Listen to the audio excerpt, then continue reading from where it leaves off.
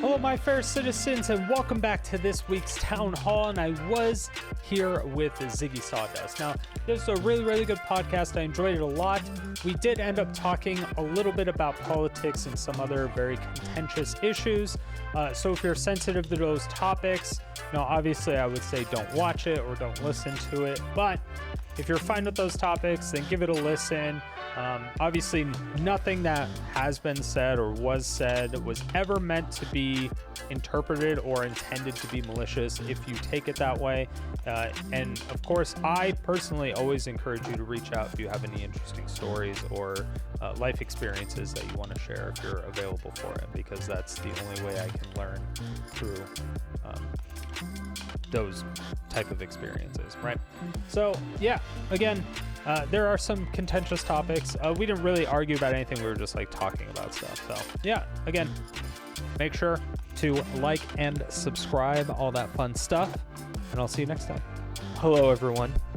My name is Strider Stone. I'm the mayor of Sodium City, and I am here with our good friend ZiggySawdustt. How are you doing, Soggy Dog Dust? I'm doing fantastic, sweetheart. How are you doing? I'm doing fantastic. I miss you, though. No. I only see you in stream and in stream chat. I know. That's really sad. You've been all busy with the family and stuff? Yeah, a lot of family stuff. We just went on holiday the other weekend. We also had the Queen celebrating her Diamond Jubilee for the first time ever. Doing a what? Is it Diamond or Platinum? Platinum Jubilee, I think it was, which is 75 years reigning monarch, which is the first time it's ever happened in the UK. So but she doesn't actually do anything, right? She just has the power to do something.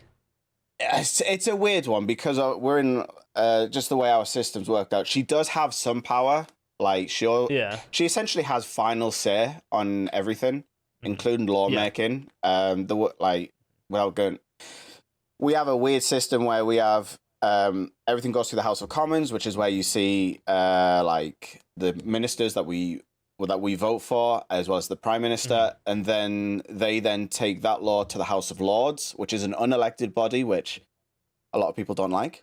And that's when you actually get actual lords and barons and ladies, and they all then sit and they'll vote on on the same bill, and you're either born into that, or you can be elected to it now by the Prime Minister. Every year, I think they get to elect certain ones. Oh, really? I thought you could pay to get into that. You probably can. I mean, like I said, the Prime Minister elects to put you in there. So however they decide to elect you, they may very well get themselves a seat. So yeah, they then all vote on the law, whether or not it passes. And then after they say yes, I mean, usually it is the case because otherwise... and then they vote on it, and then if it passes that, then it goes to what's called royal ascension, which it then goes to the Queen, and then she says yay or nay. But I mean, she's not gonna do shit. Well, yeah, it's kind of like pass through everything else. There's no way they'd be like, okay, no, bitch, you're too old. Get out of here. Well, yeah, it's kind of like she can say no, but if she says no, then there's like a lot of social pressure or like just general pressure for her to just go along with whatever Parliament say. Because plus she brings in a lot of tourism. Obviously, she's a long reigning monarch. Everyone wants to come and see Buckingham Palace and shit like that, and all that razzmatazz. There's a lot of people disenfranchised with royalty, but I mean, I see the benefits, but at the same time, I'm also like, there's nothing special about them. Yeah, it's just an old tradition at this point. Yeah, I mean, kinda to an extent. Certain aspects are, and a lot of it is a waste of taxpayers' money, but. I don't know. I think on the whole it's a plus, and I'm really. It happens in like every country, it seems. Yeah, I think the thing with it though is, she's doing an okay or a good job, or like not many people care because not many people care. Like she's not like imagine you'll get a lot of more people caring if she was a dickhead. Like when she dies and then her son takes over, if he's a dickhead, then everyone's gonna be like, well, fuck the king, blah blah blah, and then that's when you'll start. So I don't know. So they are actually going to keep going. I thought she was going to be the last one. Like, there's no this. No. There's no plans, at least that I'm aware of. Is it going to be King Richard? What is his name? So the next one is Charles. They don't know whether he's going to... Charles. Yeah, so Charles is the next one. They don't know whether he's going to keep his name, because the royalty's weird. They get to when they become king or queen, they can change the name to whatever the house is, or like the house name. So he can be his house is George or is it Albert. So he can either be King Charles or King Albert or George, one of those. But only once he becomes king. Can he not stay the same? He can. It's up to him, ultimately. Okay, I imagine he will change. So, yeah, we've got King Charles next, and then it'll be... So that's why there's, like, King Albert the 50th or whatever. Kind of, yeah. It's because, especially recently, because a lot of it's to do with the house name. Because all of our royal families are technically German. If you actually look through the family tree of all of the monarchs in Europe, a lot of them all sort of now start to share common ancestors. It's a big fucking incest pile, man. That doesn't surprise me, actually. Nobility breeds nobility.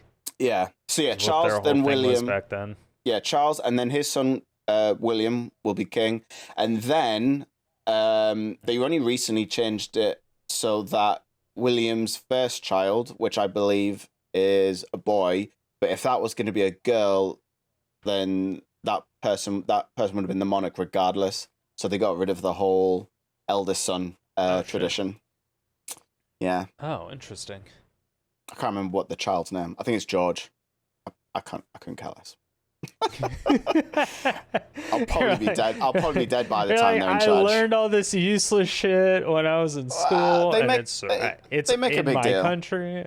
I mean, it was a big deal at the time because it was going to be the next monarch. All things going well, but I mean, after that, I don't care. Mm-hmm. Like I said, I'll probably be dead by the time that person's in charge, so it's fine. If that person ever gets in charge.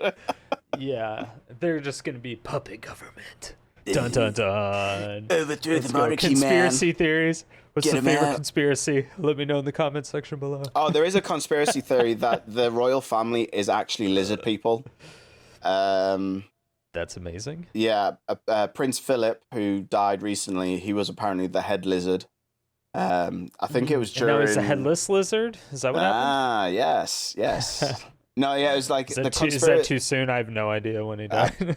I don't care. I don't think many people did. You'll get the ultra loyalists that'll be like, no, Philip was amazing. He did all these things. I couldn't tell you one thing he did that was good. Is that the accent that they're going to do as well? No, usually they'll talk. Oh, hello. This is how they talk. No, yeah, the theory is during World War II, I think at one point part of when during the Blitz and that, I can't remember where it got hit. It might have been Windsor Castle. You know what the Blitz is? Oh, sorry, no. It's when during World War II, Germany was bombing the shit out of the UK up and down. Oh, that's what you're talking about. Got it. Yeah, so during I thought you were talking about recently. I was like, no. What? No. I'm saying the conspiracy theory is during World War II, when they were doing the Blitz, at some important building, either Windsor Castle or the Palace or whatever, got bombed, and they reckon they died. That the actual royal family died then, but lizard people came and they assumed the identity of the royalty. Is that even a conspiracy theory? I thought that was just fact. Well, I mean. How far's the rabbit hole, man? It's how far. I don't know. Prove me wrong. I mean, just look into it. That's all I'm saying. Just look into it. Hey, she's lived a long time, man. I'm just saying that those people are made sift differently. Mm-hmm. I think she's like nobility. She's like 90 odd, man. Her man's lived to like 100 odd, and she's like 90 odd. And that's just a species of reptile. Yeah, it's just nobility. That's what it is. 100%. So yeah, that's a good one. God. Oh my gosh. Yesterday, I don't know when you were in the stream yesterday, but we were going over accents. Were you there? You might have been there. I think I caught something about, was this when you were talking about Welsh accents? Yeah, last night. Yeah. Well, no, Sunny wasn't there. Okay. The days are messed up because it's 4 a.m. for you right now. Yeah. So I guess it was my Friday. So I get. Oh, okay, right, yeah. Whenever it was. Yeah. We were watching like videos on the different Welsh accents because there's like 30. I was like, why is there so many? Well, Wales is so small. Yeah, I think the most common is like Cardiff or something like that. Like the Southern Welsh. It's like, whose court is this jacket? All right, there, love. Yeah. So it's like it's sort of weird how they go from Welsh to, because there's obviously it's the bit where it's connected to England. The bit where it's connected to England, that area is like Devon, and that's where we have all of our farmers. And then they're like, "Here, there, Chuck, it's my," and they're like, "Right there," and you've got a combine. It's like, "I've got a combine harvester, and I'll give you the key." It's like proper, like that. That's called the West Country. They're fucked up that area. That sounds like our country people too, actually. Country bumpkins. Pretty identical. Yeah. Right there. Hello there. They sound like Kermit, yes. Oh, well. Without the American accent. Yes, exactly. Yeah. But yeah, we were talking just before. I miss you. I still miss you. When are we going to ever cast again? Potentially this month, right? Because I know the 29th? I am casting the 29th. Is it the 29th? It's either it's the 19th and the 26th. No, the 25th. 26th. Yeah, 26th. Yeah, I'm casting both those weekends. So, and I know it's Explorer technically my today, right? So, like, well, you're tomorrow. Yeah, the 12th. 12th, there's Explorer. Yeah. Which I was invited to cast that, and I was like, "Oh, I think maybe." I was like, It depends on if I end up liking Explorer more, because right now I'm not a huge fan. No? And then the more I play it, the more I see it. I'm like, dude, fucking Explorer sucks. Well, it's the new shine I'm like, thing. Pizza, try to find somebody else, please. I know. Wow. I'll be a super duper backup, but try to find somebody else, please. Oh God. Like this one was the only one I couldn't do because the wife is working that night for me. Oh, that's right. You got daddy duty. I've got dad duty. I've got to get ready, little man ready for school the next day. Plus, I have to drive her to work. So sharing a car, good move. Yeah, that's not. Well, she doesn't know how to drive legally. She doesn't. She hasn't bothered learning. So I become a taxi service. That's. Well, she's come up with this convenient excuse of having epilepsy. It's only recently that she's discovered she's got this. But I mean, she's actually. That's a good reason. It's a good reason. For as far as good recent reasons go, I was like, do you know what? All right, fair enough. She went and got like the medical proof somewhat as well. So I was like, fair enough, okay. So I mean, if it's real, then I could. Yeah. Plus, I mean, it kind of makes sense because like, there's no reason why we'd want two cars. A, we don't have anywhere to put a second car, and B, it's expensive, man. We ain't got time for that. Yeah, exactly. Or money, 'cause fuck that. Yeah, so. But both of you working. Yeah, both of us. That's also a thing. Yeah. But you're still able to spend a bunch of times with the kids. You only have one kid now, right? Yeah, just one at the moment. Yeah, you just have one. Are you gonna get another one? Probably. Oh, you got a Soggy, and then you're gonna get a Dog Dust?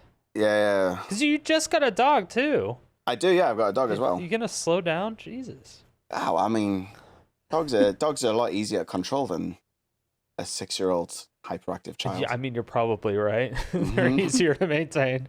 Go over there. Have some food. Go away. Like, he's just happy as long as I've walked him, fed him, and then give him some belly rubs and cuddles.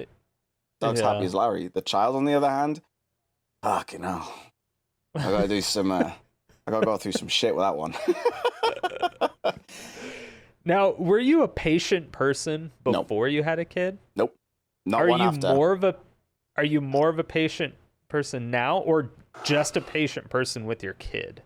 Or just more of a patient person with people in general? I think I'm more of a patient person in general now since having a kid. I'm easier I wouldn't say I was patient. What I think it is you learn to let things go more and pick your battles better.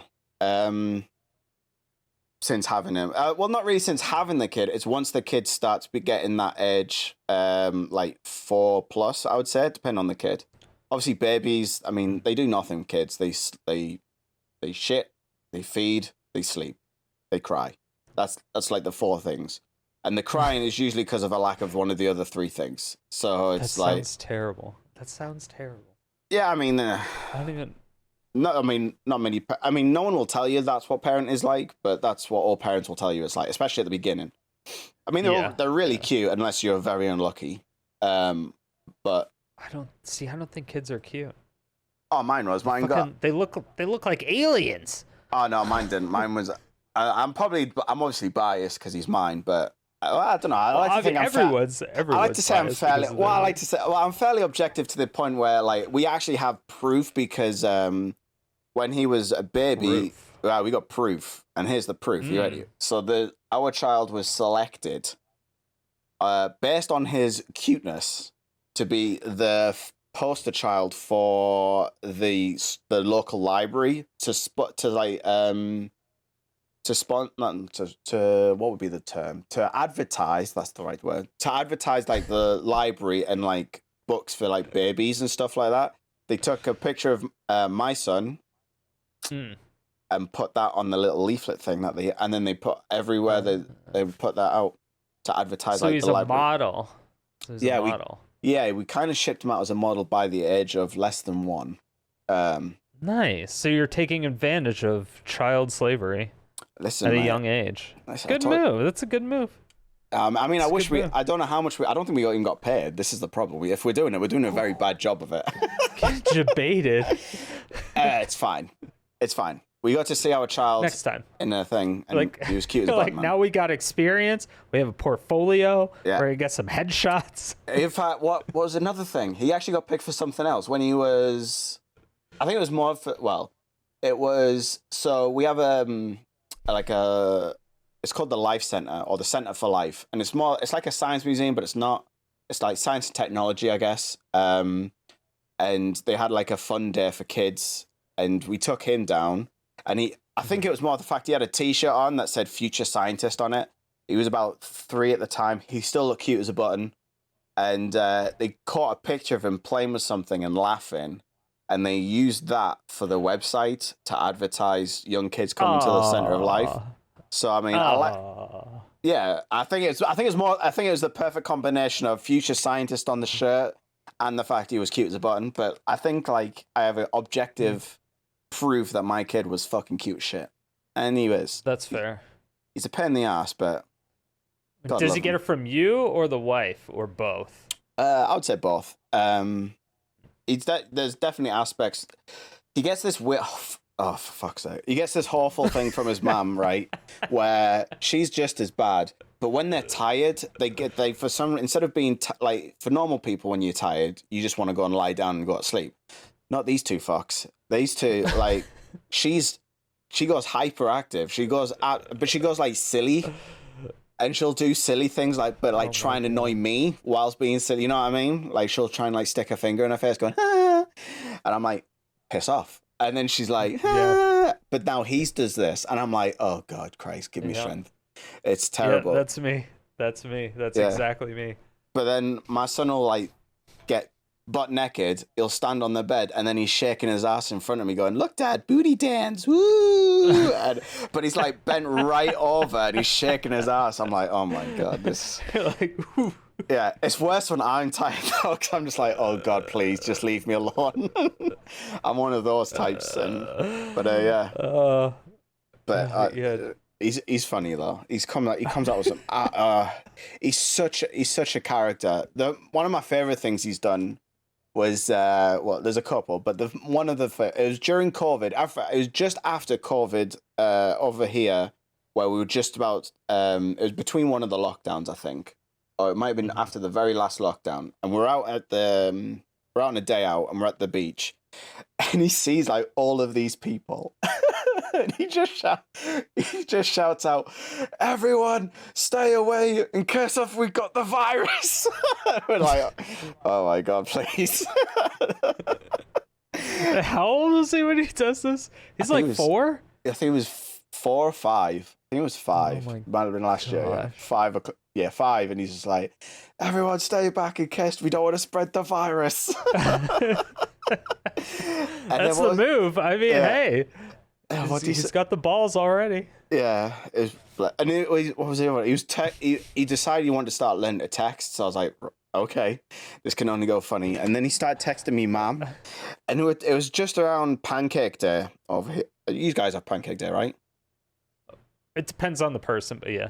So it was during Pancake Day, and he's talking to me, Mom, and he goes, did you have pancakes? And she went, "Yeah, but I was eating them on, yeah, I had pancakes." And he went, "Is that because you're lonely and old?" I was like, "Fucking hell, all right, savage." God damn. Did she know it was him? Yeah, she knew it was him. She knew it was fun. Okay. That would have been even worse. That would have been hilarious. Imagine. I know, right? Imagine having to explain that. But it was funny. I wasn't really moderating the chat. I just gave him the phone. I was like, "There's your nana. Go and talk to your nana." And then what was it? Oh no, that was it. So my mum said, "Did you have pancakes for tea or like dinner?" And he went, "No." And then she said, "Well, I did." And he went, "Is that because you're lonely and a grown up?" I was like, "Oh my god!" What did she say? She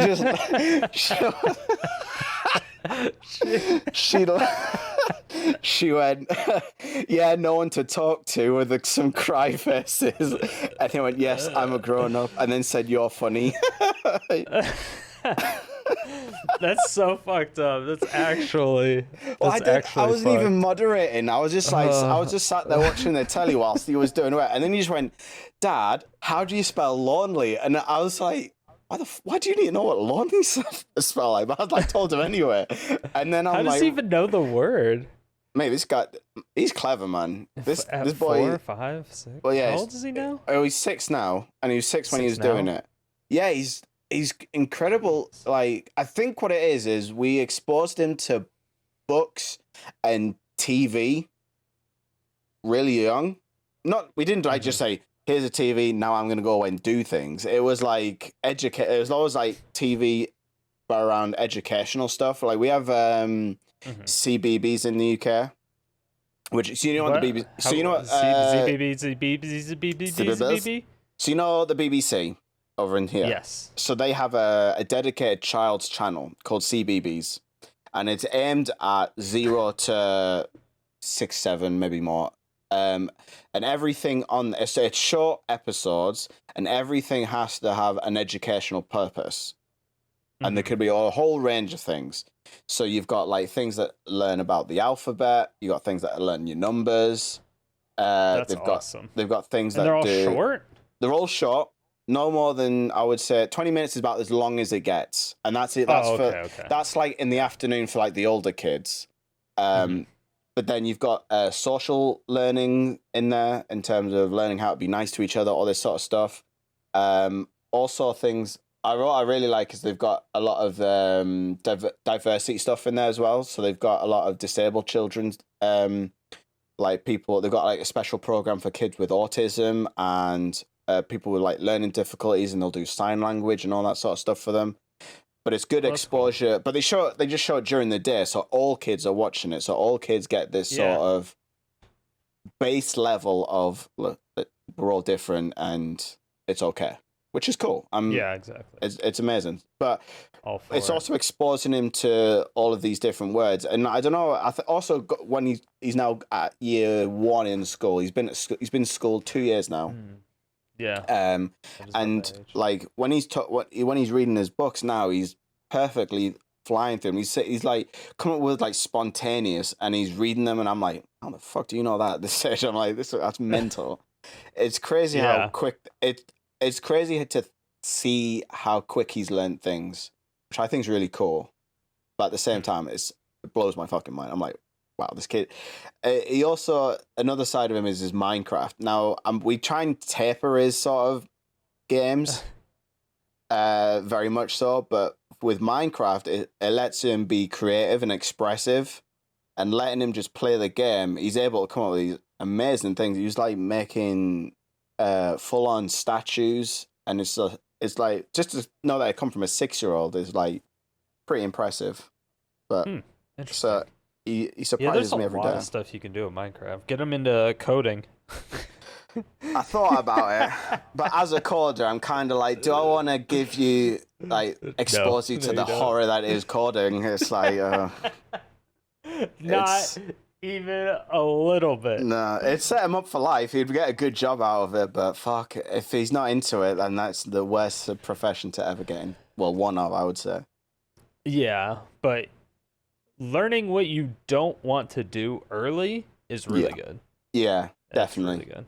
Yeah, but I think the problem with, I mean, there's that aspect of knowing what you like and what you don't like early is good in terms of career progression, but it's also changes with how you are as a person. Because I know I've gone through career changes based on just how I am as a person, but that's only come about by how I've matured as a person.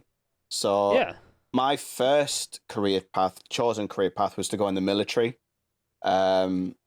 My dad was in the army, and that was sort of my upbringing. So I was very much military driven, and I was going to go in. I wanted to go in as just a squaddy like my dad, but he said, "No, you're too clever for that." Which I credit him for this. He said, "No, you're too clever for that. You're not going in the army. You're going to go in the Navy, but you're going to go in as an officer." So I was training to be an engineering officer in the Royal Navy. I went to a specific secondary or college. I'm trying to think what. So I was 16 at the time, so you can do the conversion over to your education system. I think it's back end high school. That's high school, right? Yeah. Yeah. So for it's like sophomore, second year in high school. Yeah, we do have. So it's weird here because it depends on the. We have primary schools, which takes you up to 11. And then from there, I think it's the same age group, but they call it different things. But we have like primary school, secondary school. And you go from primary school from the age of 5 all the way up to 11. And then you go to secondary school when you're 11. All the way up to when you're... That's basically the same as us. Okay, cool. And then we have secondary school. Like 3. We kind of have 3 because after 11, there's another group of 2 to where it's 2 So is that grades. middle? So that's like... Is that middle school? Yeah, is it's it middle 11 school. to 13? Yeah. That's weird. That's a weird age. 11 to 13, you're in a different school. Yeah, well, it's like 11 to 14, 11 to 15. It kind of depends. Yeah, depending when you're born. Yeah, it depends on the birthday and stuff. It is really weird, but you're keeping all the people that are just going through puberty all in the same spot at the same time. You're keeping them out of the hands of the yeah, but I mean the more experienced people. So I mean, I almost understand from that point of view, but I don't know the real reason. That doesn't make sense because I mean over here you're in your same school from 11 to 16 when you either go do work, apprenticeships, or college. And so you're not splitting up friend. Well, I suppose if you all got. You're done with high school at 16 there. Yeah. Oh shit! I didn't know that. Yeah, we're not done until 18. Yeah, so 18 is the end of college for us. So at 16 you have the option of. You only have 2 years of college. Yeah, only 2. Wait, do you have college and then uni, or are those actually the same? No. It depends on what you're talking about. So, this is where it gets a bit funky, the terminology, but in essence, broad sense of the term, college is 2 years till you're 18, then you go to university. Now, if you go to Oxbridge, which is either Oxford or Cambridge, I think there might be other ones that run similarly, but those two specifically are set up differently to all the other universities in the UK. Whereas those universities are just a collection of colleges. So you apply to the umbrella of Oxford or Cambridge University, but interesting. you apply to a specific college within that umbrella of university. Do you know what I mean? Whereas in the other, weird. But that's the only case that I'm aware of. But if you go to say where I went to Northumbria Newcastle University, they are just the university. They might be like a college of something, but they're all still part of the university umbrella. Gotcha. Yeah. But official college is 16 to 18. Huh. Weird.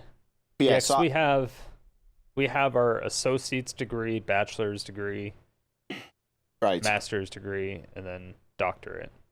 Yeah, we are. And each one is like 2 years. I'm not sure about associate. Associate might be the same as our. That's the 2 year. Yeah, that's the first 2 year. Yeah, so we get at the end of secondary school, we have GCSEs. To be honest, they're all useless. They're only useful until you get the next one. So like which is true to an extent. You get your GCSEs at the end of secondary school, and they're only important if you want to get to college, because some colleges require to have certain GCSEs to get in. Mm-hmm. Are those just test scores? Yeah. So they're just the set of tests you get at the end of the year. Yeah.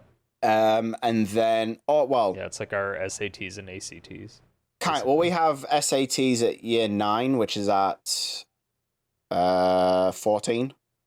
Yeah. But that's only just to determine whether or not you want to do certain subjects. And then the way our education colleges don't use that? No. They use GCSEs. And then GCSEs so yeah, after GCSEs you go to college, if you decide to go to college. Well, see, this is where GCSEs are important to apprenticeships as well. But for GCSEs, in terms of pure academics or the academic route, colleges look at your GCSE scores, and they might look at year 9 SATs. Oh, okay. So that's just the diploma that you graduated. Yeah. And it has like your grades and shit. Yeah. And then got it. Okay, yeah, I see. Then you get your. I had to look it up. I think college is broken down into like AS and then A levels. Like they're only useful for when you want to go to university. So university, they'll look at what you took at college, what grades you got. If you apply to college, Oxford or Cambridge, because they like to be different and sticklers, they'll go back and look at your GCSEs as well, because they're like supposed to be elite of the elite. But then your A levels essentially help you get into university, and then from there you get your bachelor's after 3. And then you can do an extra year for your master's, and then I think it's an extra year or 2 to do your PhD. Oh, wow. But I mean, you can guys, blast through that shit. Yeah, so I think if you go through the full academic route, you're done by 21, I believe. I think that's speed running it.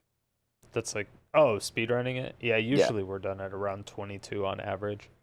Yeah, just going casually. I think that's full-time classes, but not taking like extra hours and stuff like that. Yeah, I think 21 is speed running for us. You can do but it also depends on the courses, because some courses allow you to take. So for my course, they gave us a year after our second year.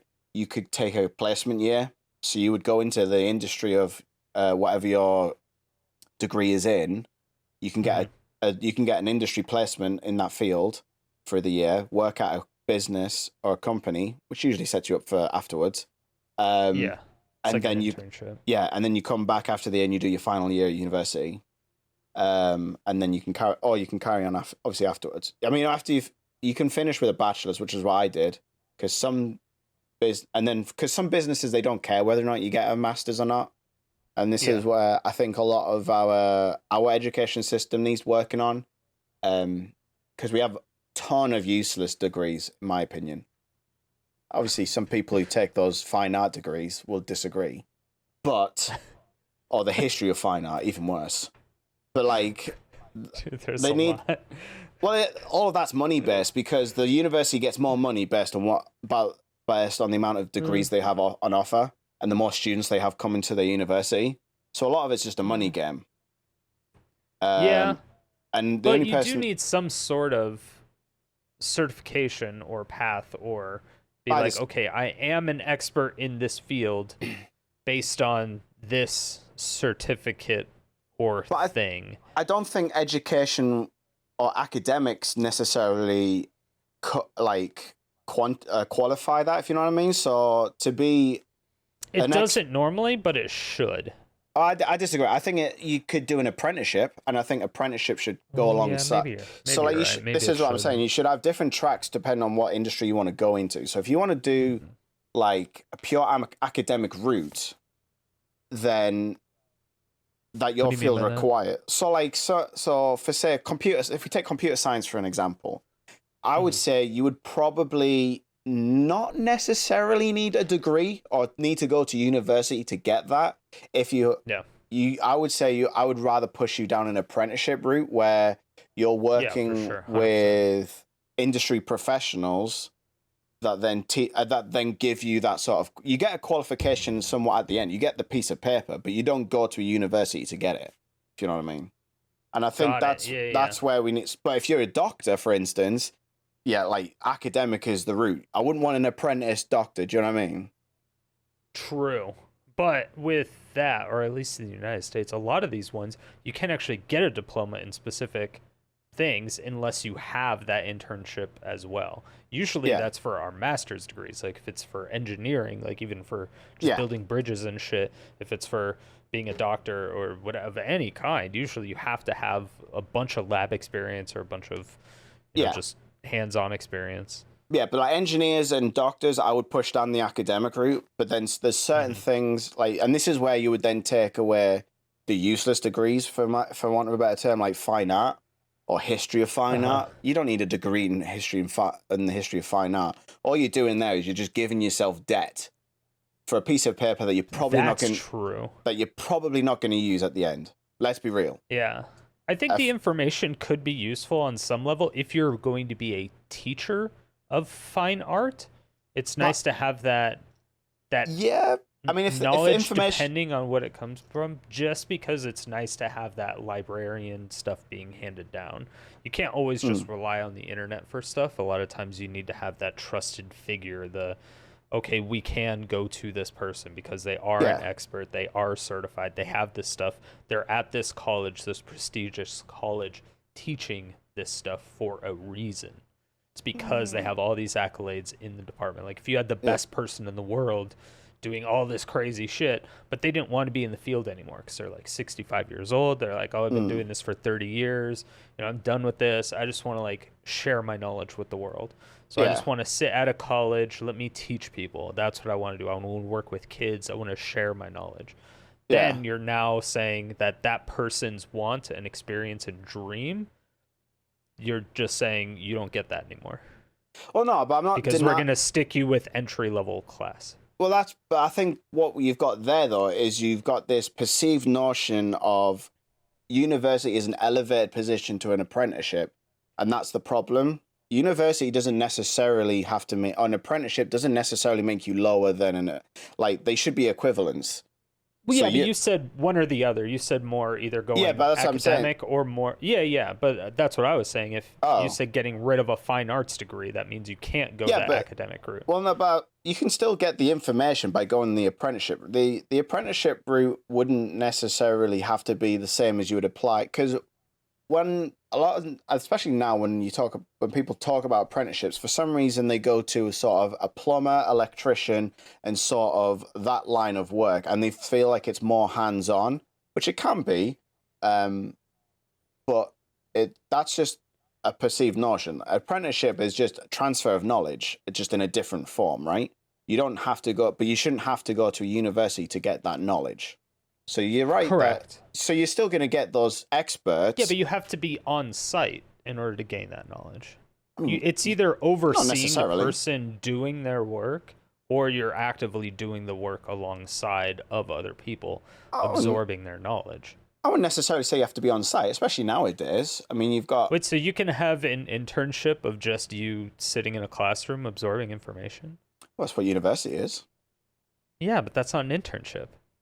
Why not? Because that's what university is. Well, what's the I mean, what do you mean? We're just talking about the only difference we've got really is a word, right? It's still a transfer of knowledge, whether you call it apprenticeship or university. Yeah, but you're defining there's a difference. You're defining that there's a split between. No, I'm saying this. I'm gaining in knowledge and an internship. How does the person who wants to retire and get out of the field, doesn't want to be in the field, just wants to show up at the same place area? They can run an apprenticeship. They can just run an apprenticeship scheme, right? They don't have to do anything. They just can. They can just have a. Yeah, they can essentially be. They can essentially be a university lecturer without being at university. I guess. Yeah, it's just like a full-time lecturer. Yeah, you can just be a full-time apprenticeship giver. I don't know. There's obviously, I've obviously clearly not thought all the way through, but you know what I'm saying. I don't. I do, but I don't. I think at that point he just needs to be, or he or she or they need to be a teacher. Yeah, not necessarily just a lecturer, because you can't only just be a lecturer, because then you're not getting any feedback based on what you're trying to teach these people. Well, I imagine you should be doing both. If you're just only a lecturer, you're probably not really teaching people much. We need to speak to Dean about this, don't we? Fuck, he might have a better idea about this. Let's drag him in here. What time is it? 4 a.m.? 5. Is he in the same time zone as you? Well, yeah, he's in the same country. No way. There's no way he's awake. Well, is the whole country the same time zone? Yeah. Oh, I don't know. Yeah, it's not in the United States. The United States is fucking huge, man. We have like 4 different time zones. I know you do. This. So, I don't know. No, yeah. Anybody can have multiple time zones. The UK is smaller than Japan. In fact, I think someone did a map of the UK, and I think like Texas is about a couple times bigger than the UK. Oh, jeez. Yeah, and think that small little island ruled the world at one point. And then people were like, oh, just because they have royalty doesn't mean they actually know what they're doing. I mean, listen, there's a lot of good things that came out of that. There was also a lot of bad things, as with all things. Just the same everywhere. Yeah. Everywhere. But I'd like to think we did more good than bad. And in the end, we kind of, we gave it all back. It was fine. Yeah, mostly. You spawned all the good and spawned all the bad. Well, not all of it. Spawned. I would disagree with. That would all come from like Africa. Perpetuated. Right? What do you mean? Didn't everything come from Africa? Oh, well, typically, right that area, like the source, the core. I guess unless you're religious. Well, yeah, that's true. Fuck, we didn't consider those people, did we? Yeah. I never really consider those. I mean, I do consider them when I'm talking to them, but normally I don't consider them because they're like off in fairy tale land and not like grounded in the real world. Well, yeah, where like people live. There is some definite spaghetti monster everybody. Shit. There is some spaghetti monster shit going on there. There definitely is. It is flying too. Don't forget it's not just noodling around. I always like to think it's your particular brand of flavor of spaghetti monster. Yeah. No, to be fair, religion as a theory, I think is really good. I think some people need that help. Some people need the hope. In practice, I think it has really bad things. There's obviously bad histories to it, but I think overall it can be a really positive thing for a lot of it. It does teach a lot of positive things. It can do. It can keep it at a very, very surface, high level, like 10 Commandments kind of thing. Don't kill people. Don't steal shit. Don't cheat on your wife. Like you're like, okay, I approve of these. These are good. I like it. Yeah, I mean, but again, it also depends on the culture in which you were raised, right? Because I mean, we would look at exactly. Because if you look at, I mean, the hot topic now, or one of the hot topics in the UK, is our relationship with Saudi Arabia. And obviously, and I'm assuming you guys have the same. Well, I don't actually. You guys are all big Saudi fans, right? We have relationships with fucking everybody. Yeah, so we're just in the we don't want to bomb anybody, anymore because we already got a lot of shit for it. Yeah. Yeah. So we're like, okay, let's just pull out everywhere we can and just do what we can, but we'll keep feelers with everybody. We'll be on good terms. We'll deal with anybody, but if you fuck around with us, we won't hesitate. Okay, motherfucker. Yeah. So like one of the big things for us now is our relationship with Saudi Arabia, and particularly with sports, because I mean, so they recently they have a public interest fund which they're using to buy things, which you've seen in golf. They've just got their new golf tournament, which pros are joining amidst backlash. My football team, or soccer as you like to call it, Newcastle United, got bought by the Saudi Public Investment Fund. Just call it proper football. It's proper football. So yeah. Wait, okay, hold on. Let me interrupt you in the middle of the story. Yeah, is there a difference between soccer and proper football? Or is soccer just an actual myth? Or is football and soccer literally the same word, just used with a different accent?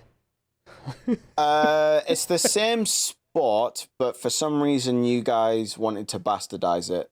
Well, I know it's the same sport, but is it like... I don't know, actually. I don't know the origin of the word soccer, to be honest. I should know, but I don't. It's never really used here. It's literally, I think it's only ever used when talking to you guys. Yeah, the only time people here use soccer is when they don't actually watch soccer. Oh, right, okay. Yeah, okay. Yeah, that makes sense. It's like people who played it when they were younger, or like they have the soccer moms, the typical soccer with the soccer vans. Yeah, and so like they take their kids to soccer practice on the weekends. So like everybody has played soccer, but most people don't like actively watch soccer, go out. But the people who do, they call it proper football, because we call football in America, we have American football, but we don't have to say American football because it's America, so we just say proper football, so we can have both our American pride but also stay true to the name and be good at which I think is fair. Yeah, I probably think that it's probably our fault that those people call it proper football, because anytime they were engaged with the European people about, and then they say soccer, we'll be like, no, it's proper football. So it's just we've just not even subliminally, we've overtly just said no, change your vocabulary, and then they've just stuck with it. And I think we just stuck with it. Now they're just sleeper cells in your country. We're taking over we're taking back the word. I don't even think it mattered though. I don't think it mattered. You're never gonna take over football. Well, football does kind of suck. I'm not gonna lie. I like American football, so I got addicted to this new thing. I don't even think it's new. I just I hate American football. But there's this guy destroying. Hold on. Oh yeah, destroying. Yeah. You know that guy. Oh yeah, the guy that does like the one-on-ones and then the set. Because he tried to do was he a college kicker or punter? He was either college and he tried out for the Canadian professional league and he didn't get in or something. He joined the team. Yeah, I know. I know him. You know. Yeah.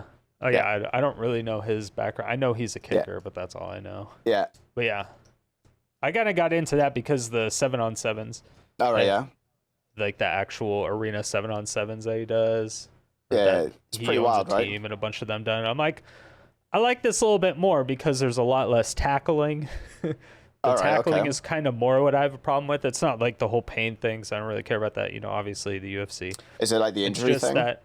It's the injury thing. I think I'm more against that than anything else, which I didn't really know anything about that until I, kind of just listened more about it and then looked into it. Just like everyone getting fucked up heads. Yeah, I mean, it's consistent, but if they toned down on the pads and stuff, it would be a lot easier. I think it's just the nature of the sport. Because I'm assuming you would cite rugby, right, as the alternative, or like. It is one of them. You could do, rugby is the closest alternative, but usually I like to go more extreme and say you don't get nearly as many, like from person to person, as far as percentage wise, you can look at boxing and UFC and they're not even as fucked up as football players. Yeah. That would be my more extreme. But if you want to get as close as you could, rugby is like, okay, less pads. Rugby is a little bit better, but it is quite a bit different from what I understand. So I've played both. I played rugby at college, and then I played American football at university over here. Mm-hmm. And I would say it's just the nature of the sport. The way it's set up and designed. So when you see rugby, obviously there's the no tackles above the head or neck. And as soon as that happens, you get sent off. But so people what does that mean, sent off? Like kicked out of the game, or they get penalty? Ejected. They're out. Shit. Gonzvilles. Because of, like I said, it's an injury risk, a severe injury risk. 100%. But what I would say is in rugby, because I always have this discussion when I say I played American football with people who play rugby over here. They're like, "Oh, they're pussies because they're in all these armor and all that sort of shit." And I'm like, listen, right? The name of the game is different, okay? And the difference, what you got to look at is the distance covered from start to point of contact. So the furthest away tackler to ball carrier is in rugby is probably about 4 yards. Now you see them like when they, so the way that, and it's so the furthest they're ever going to be far away is when there's like a ruck on the floor. And so, you know, when they have the big pile and then they throw the rugby ball out and then they go down the line. Yeah. The furthest they're going to be away is they'll be about 10, 15 yards away from each other. But then if you actually watch the line, as the ball is traveling down the line, you're already running up to the people. So by the time the ball carrier is established and the tackler is established, they're no more than, say, 3 to 4 yards away. And even then, they're not running. They're sort of stood 3 to 4 yards away from each other, and then they try and juke and sort of get round that way. And so the point of contact is about 3 to 4 yards from when you get a 3 to 4 yard run up, essentially, before you make tackle. I mean, there's the odd occasion where you do get those massive point-to-point tackles, and that's when you see all the YouTube hits and everything like that. But that doesn't happen very often. But when American football, especially as like I play cornerback, so I've got a wide receiver, and they're running from me, and they can't move because the ball's in the air. I have a 10-yard run up in pad, so I become essentially a fucking missile. And I go, and they're not moving, so I've got a 10-yard run up from point A to contact, and that's when you're starting to get all the injuries. And then even worse is you're getting a lot of people on it's the crossing routes that are probably the most dangerous, because you've got you've got wide receivers that aren't conscious of where the person is that's tackling them, because their eyes are rightly on the ball. So they're trying to catch the ball, and they've got someone coming in from the side that they have no idea is there. And that's what they say in boxing. The one that knocks you out is the punch you don't see, because your whole body is doesn't prepare for it. It's at its slackest. So when you get like those sudden movements, your head is like you get that crack and your brain starts going on. It's that sudden change of motion that causes that problem, and that's probably why you're going to see a lot more injuries in American football, purely just by the way it's designed. I think it's from rule changes need to be made. To be honest, though, I don't think I think they've done a good job so far in terms of the rule changes. You're still going to get problems, though. Oh my God, there was the one. Have you seen the Key and Peele sketch where they were talking about what they had to do with the quarterbacks? Like, in order to tackle them, you had to like prepare a bed. They had to put the pillow under them. I've not seen that. No. Oh my God, dude, that shit was so funny. And then they're like, "No, too much, David, too much aggressive tackle." Yeah, shit was so funny. Hold on. Oh my God, I gotta find that. I'll send it to you. Yeah, but that's just one problem. That's when you're getting the head trauma problems. You still don't get the problem. You're still getting problems where particularly on the line, you're getting chop blocks that are fucking people's knees up. You're getting people rolling on other people's ankles because these are big 300-pound guys lying on someone else's ankle, and then they're getting like dragged essentially. and you're getting all sorts of injuries, knee. So like, no, there's different problems in different elements of the game, and it's going to be hard to get rid of all of them. I think what they're doing right now. Have you seen? So I know preseason training's just started. I was watching the Steelers, and on their helmets they've got like you know like the scrum caps you some team see rugby players wearing. No, like it's like a cap where it's got like little bubbles on the head and all that sort of stuff. Oh, yeah, okay. Yeah, so they've now got them, and they're putting them on top of the helmets. So it's like a cushion thing on top of the helmets. You should, and I think that's only been brought in this season. And I think that might help. I think trip practice is where you're going to see most of the gains. Is it that thing? I just sent it to you. Is it that thing? Yes. So like, okay. Hold on, let me see if I can pull one up.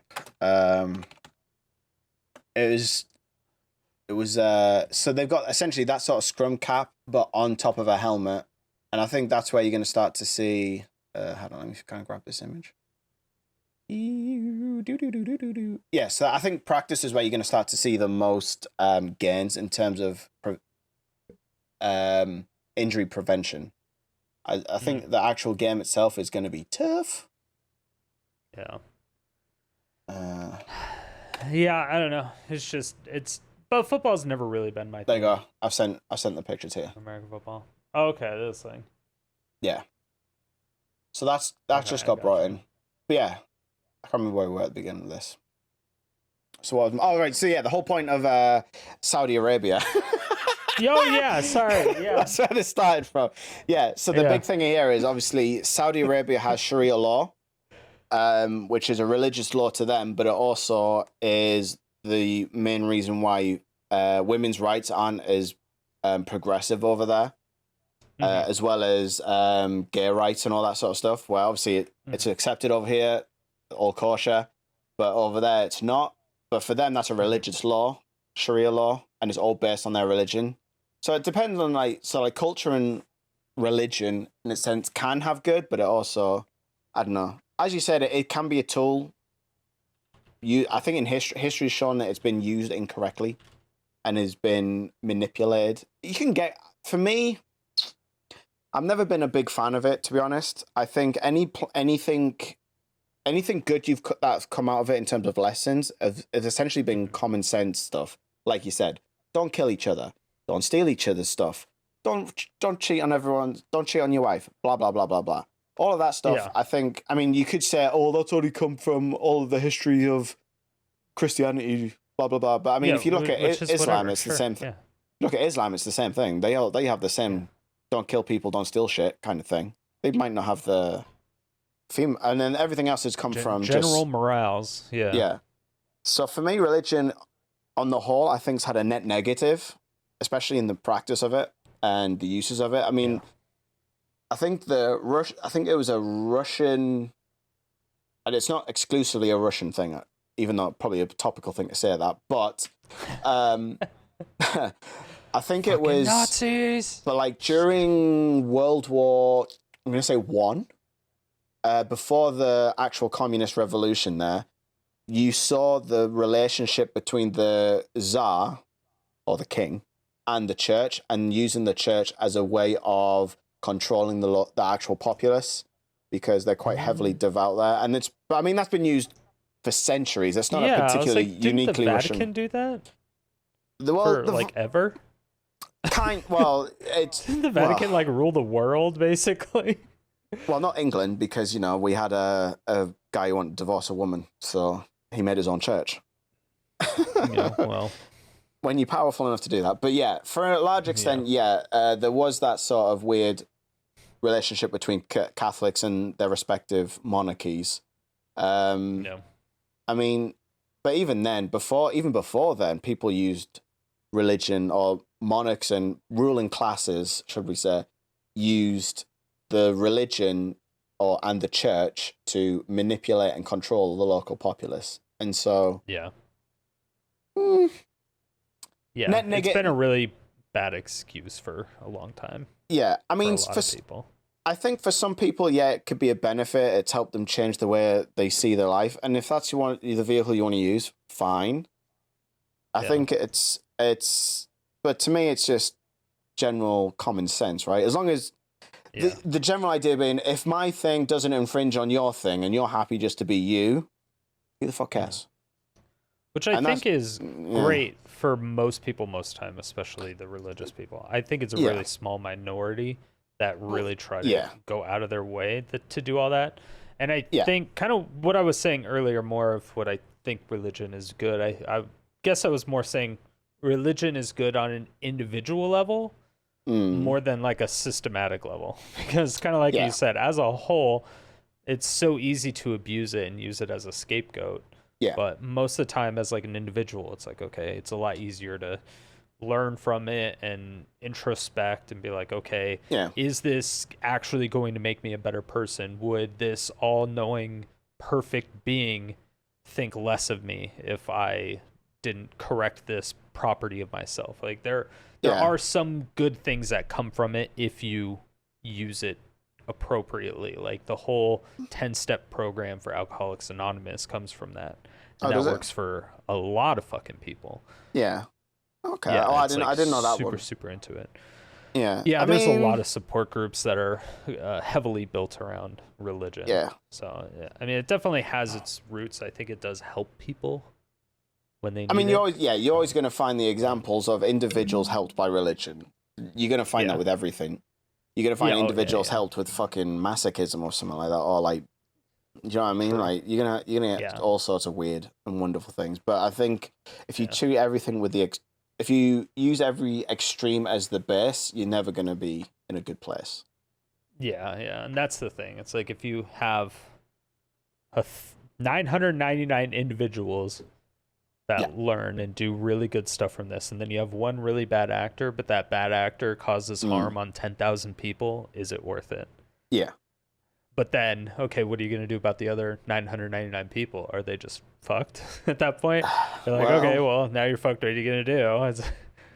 That's no, it's a really weird. Yeah, what are you going to do? That's the complexity of life, though, isn't it? Really, that's the fun that's hamster true. wheel we're on.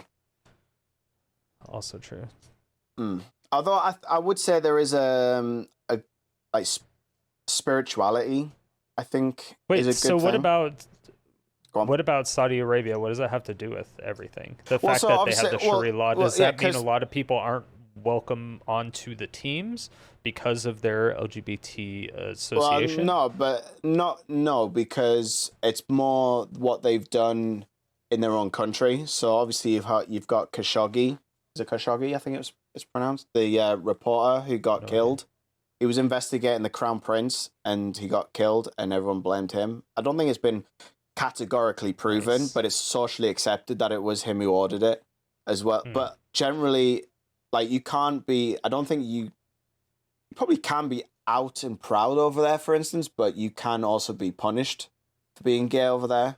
What I've heard, that you can only get like executed for being gay if other people see you actually having gay sex. So like if you do it in public, or if you do it with your windows open and people can see you doing it. Well, I would only take. That's what I have heard, but I have no idea if that's actually. But yeah, the general fact that it's not accepted, which obviously doesn't match our Western values. A lot of people have commented. So like when we got bought when the takeover for my team was in process, we had Amnesty International telling the government, you can't allow this to happen. This is sport washing. When the Saudi Arabia had the GP, the Formula One there, Amnesty International again were like, listen, they do all these. I think they executed like 81 people recently. I think it was.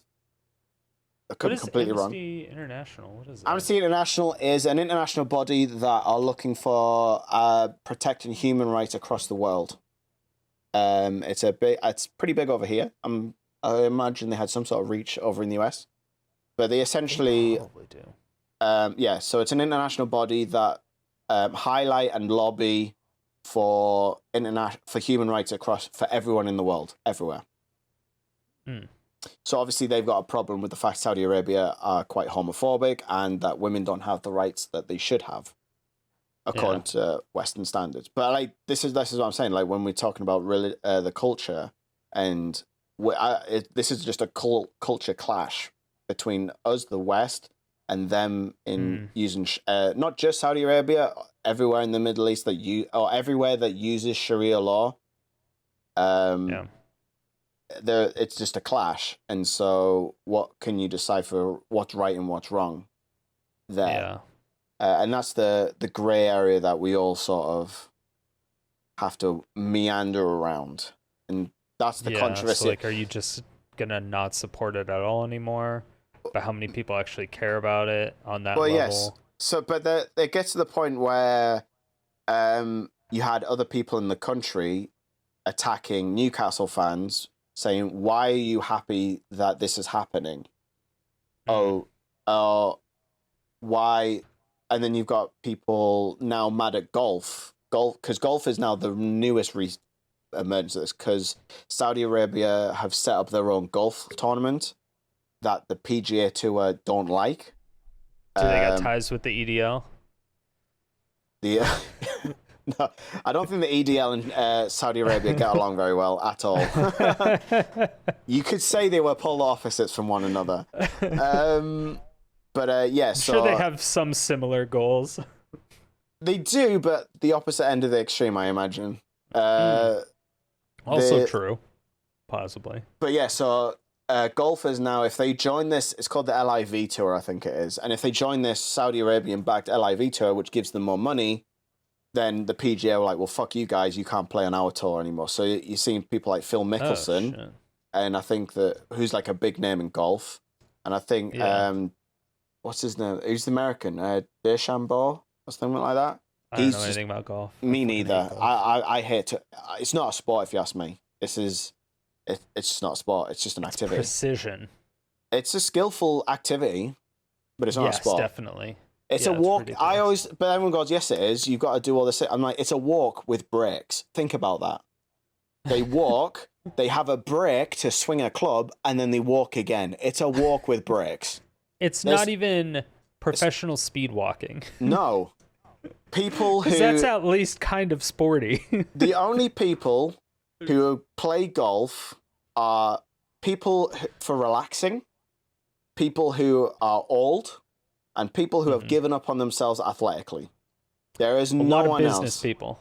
Because they usually fall into the leisure or unathletic and old in some cases. I mean, come on. I guess. You're not. But come on. Are you actually going to say a pro golfer is athletic, or is an athlete? No. I never said. I said not professional. I mean more like in a professional environment, like as a businessman, a salesman, like when you're taking out clients out for golf. Right, like okay. Another reason to play golf. That type of thing. Sales is that. I would say that's almost a bigger reason than a lot of those. I think a lot of it is just, like you said, I think the culture... we just get that a lot in Arizona because there's like a bajillion golf places all around. I can imagine because it's hot there, right? So everyone likes, and it doesn't rain much. Does it rain much over there? It's a desert, right? It doesn't rain much at all.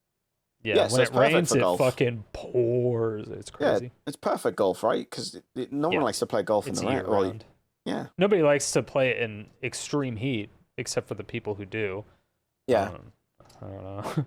Yeah, we have golf clubs all around here, but I think that's because it's a cultural thing now. People they go for a drink beforehand, play around the golf with the lads, go back to the clubhouse, have another drink, go home to their families. We just drink on the course. See, I think it depends on the course here. Some courses are really strict here. And they don't let like they have no jokes. They have dress codes. They have. Oh, if you're going to like a nice club, like a club. Like proper clubhouse. They'll have dress codes. You can't drink whilst on the course. Some of them have an anti-women thing, which is a bit controversial. Just saying. Bit dated. I don't know if we have. I don't think we have that here. I don't know. I'm not up with the ritzy golf people. Yeah, me neither. I have a few golf places literally within walking distance from me. Yeah, I've got one like that. Yeah. But yeah, it's not. But yeah, so there's some people who are thinking about doing the Saudi Arabia League. No, they've done it. It just started, I think, this week or weekend even. They started playing, and so then they're no longer allowed to play on the PGA Tour, so they can't do the Masters or anything like that. And they've essentially been banned for life, or while they're in this tour. And I wonder what the money difference is. Oh, huge! Like, why would they risk that? Yeah, it would. See, I think again, I'm not 100% certain on. You would need an actual golf expert, but I believe the way golfers are paid is just prize money and sponsorships. There's no actual way, or there isn't like a base salary, for instance, in golf. It depends. There has to be a base salary on some level, depending on the organizations. It's a lot like what esports was in the original infancy, or that's how it was. Right. But once you're actually on a team, the team funnels in sponsors. Well, that's what I'm saying. But so you do get it. But the team itself will give you a base salary. But golfers aren't part of a team. Sponsors. Golfers aren't part of a team. They're on their own. It's an individual thing. And I don't. Is it all individual? I thought golf people still had teams. I don't think so. Crazy. No, I don't think like Tiger Woods is part of team, whatever. I think that it's all individual, and so the money, or at least the main income. I don't think there's a base salary. I think it's all based on prize money. At least, or the PGA pay like a tuppence for you to be there. The majority of I think the majority of, say, Tiger Woods and Rory McIlroy at that moment, and DeChambeau, most of their income will be sponsorships. Then it'll be prize money. But if you're not a big name, then I imagine the main income is prize money, which isn't a lot at the lower level. Lower down you are. It'd still be sponsorships, because if you're in the same tournament as one of these other people, if you have a logo on, you'll still get TV time at the very least. Well, maybe, but not every. Is every golf tournament televised? I think it's only majors, right? Tournaments. Well, the Masters is, and the majors are, but Opens. I mean, yeah. Whereas I think this LIV one, I think you get a flat money for just playing. I think you get paid. There's got to be some with the PGA. They have to. I imagine some. I mean, obviously, doesn't the PGA people sponsor? Don't they pay you to play? I don't think so.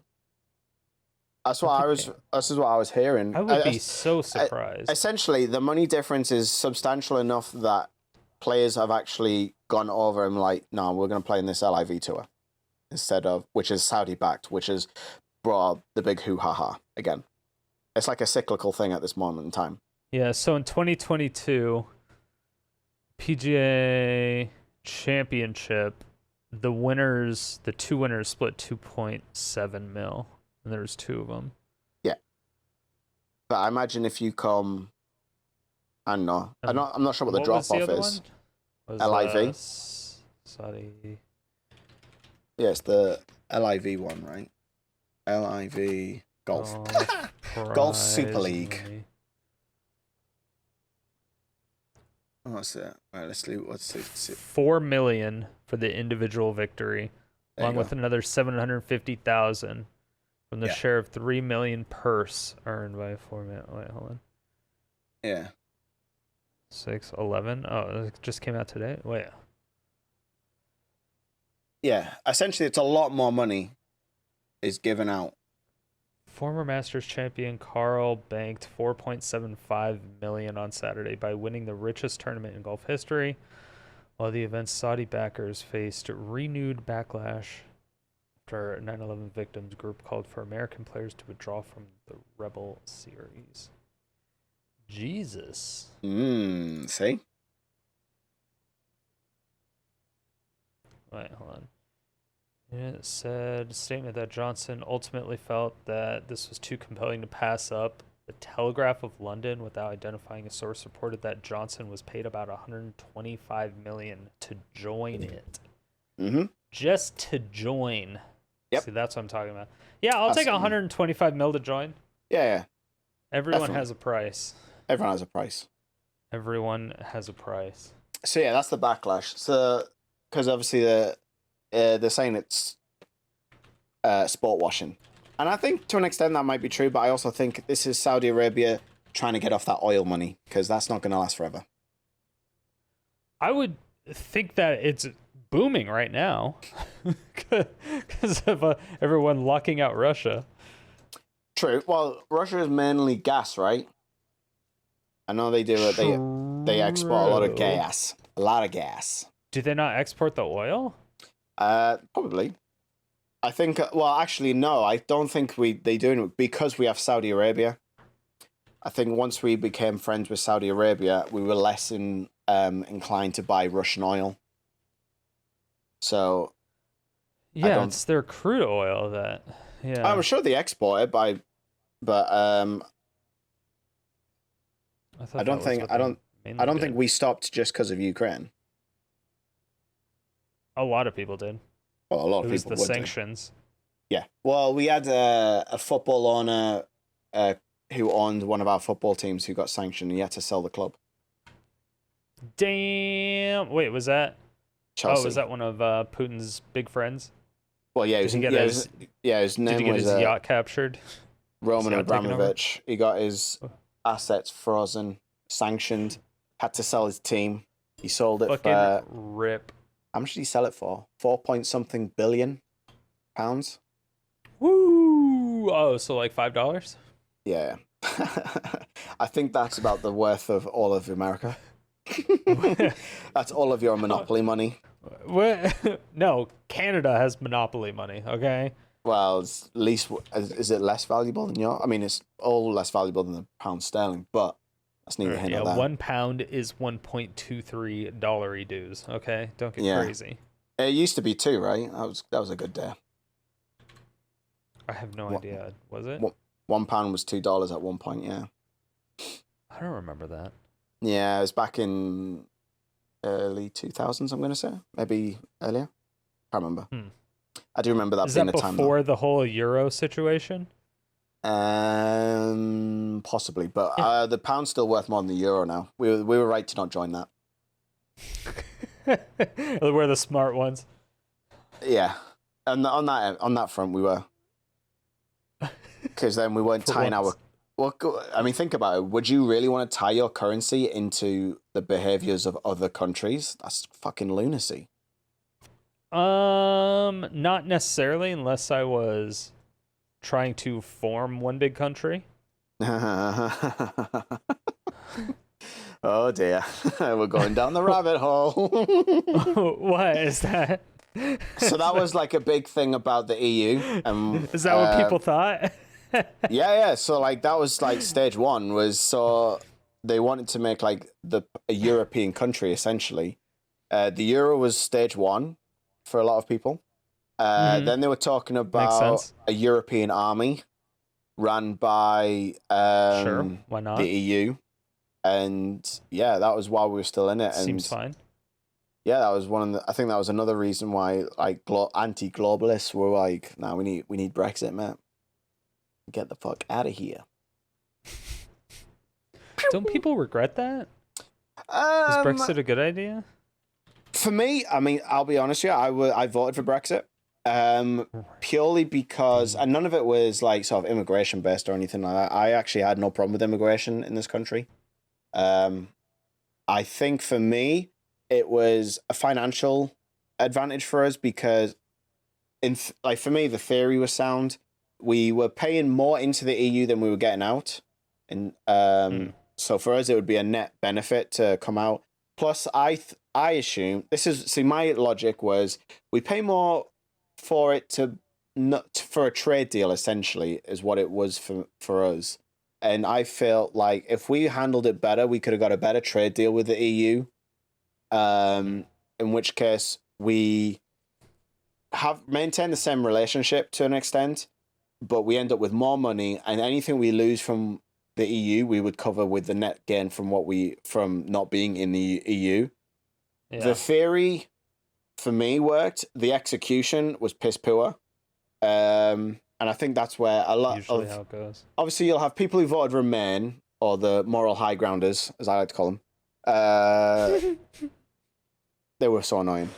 What the fuck does that mean? Because so you know how like people like to virtue signal. Well, there seems to be like yes, I do. There seems to be as a I general got virtue signaled on. Oh well, Twitter. yeah, I know, right?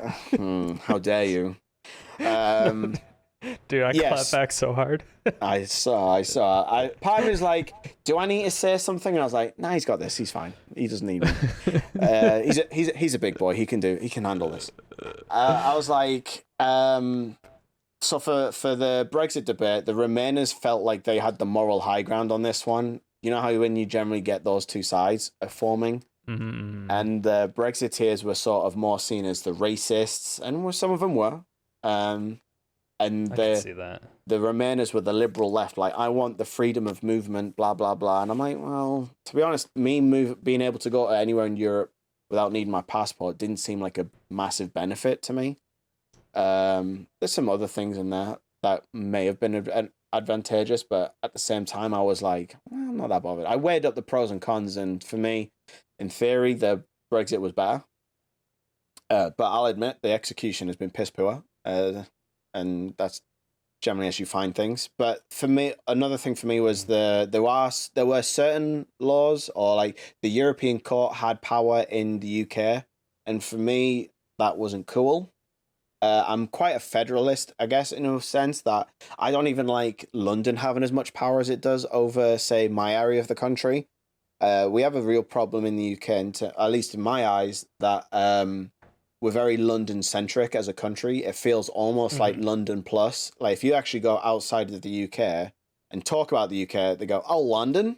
I love London. It's like, no, there's far more than just London here, by the way. There's like, there's the north, there's like, and you're starting to see a lot of especially the north where I'm from is deprived a lot more than what like the south and particularly London is. Like, a lot of the investment that goes into this country in terms of taxpayer money goes back into London rather than, and don't get me wrong, I mean, London has its problems. For me, it's a bit of a shithole. Yeah, that's what I hear. And you then get this weird resentment between London and the rest of the country, even though you talk to Londoners and they'll tell you it's a bit fucked up in certain areas. So it's like, I would devolve more power to the councils of the country. And so any power that I can take from other places so that I can put it back into our councils, the better for me. And that's kind of why I approached it. So for me, and so I would put myself center left of our political system. But that was like one of the cases that you could say I was a bit more right. Yeah. That's why we have the Electoral College, so we don't have that London situation. Yeah, we have in California and New York would have everything. Yeah, California, New York, Texas. Yeah, we've got there is a formula to the way our money is spread out. I can't remember what it's called. It begins with a B. Bad. Yeah, bad. But there is like a formula that dictates how much money each council gets based on the area. But where I am in the northeast, we're right next to Scotland, so a lot of the money Scotland gets from the London gets put into making Scotland better, which isn't that far from where I am. So then they're getting better off than where I am, and so a lot of businesses tend to go to like Edinburgh and Glasgow, which are also major cities. Whereas and so we're sort of like caught in this weird middle ground. So you sort of see, it's particularly at the northwest as well. It's gotten to the point now, particularly in, say, Liverpool, which in the northwest, they see themselves as a separate country almost. Honestly, you're like, so when it comes to, say, the football, which as a nation, we're like massive about our football team, right?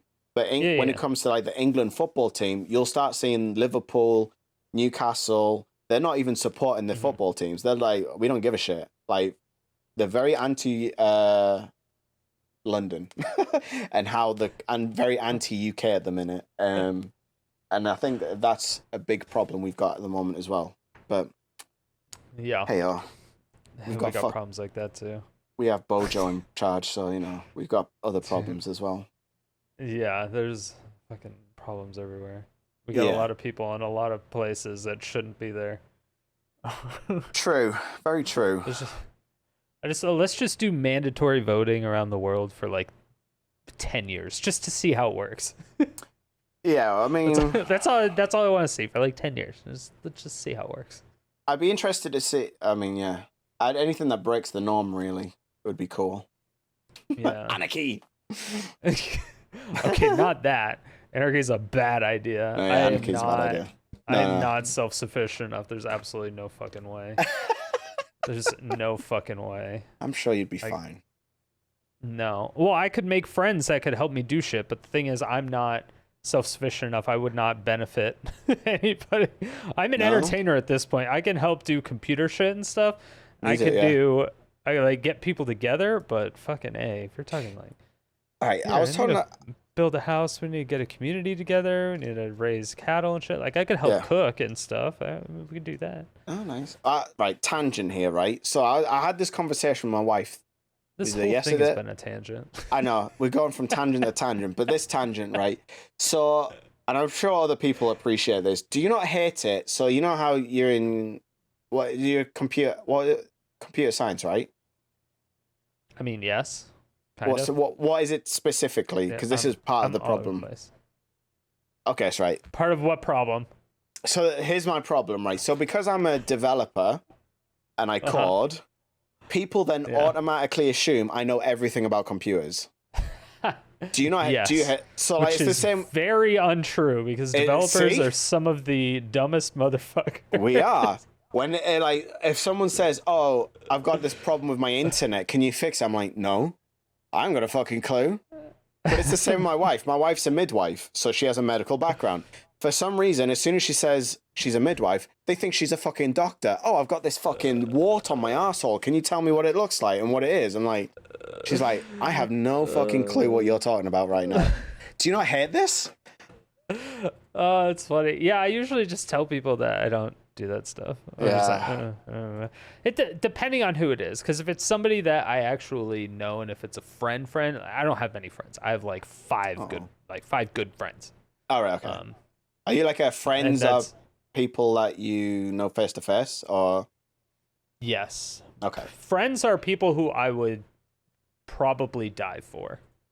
Right, you do or die. If it came down, if it came down to them or me, it would. There's like there's a couple. There's like 5 people. Okay. There would be my parents. Right. Even though they would, depending if they were conscious, I couldn't do it because then they would be like crying the whole time because they wouldn't want me to do it. No, that's true. But you know that would be the whole situation. I got you. You jump in front of a bullet for them, is what you're saying. Yeah, exactly. Okay, yeah. But like my friends, it would. There's probably like 5, I would say. There's not many people, but those are the people I would call my friends. But like the rest of my family, I don't know. I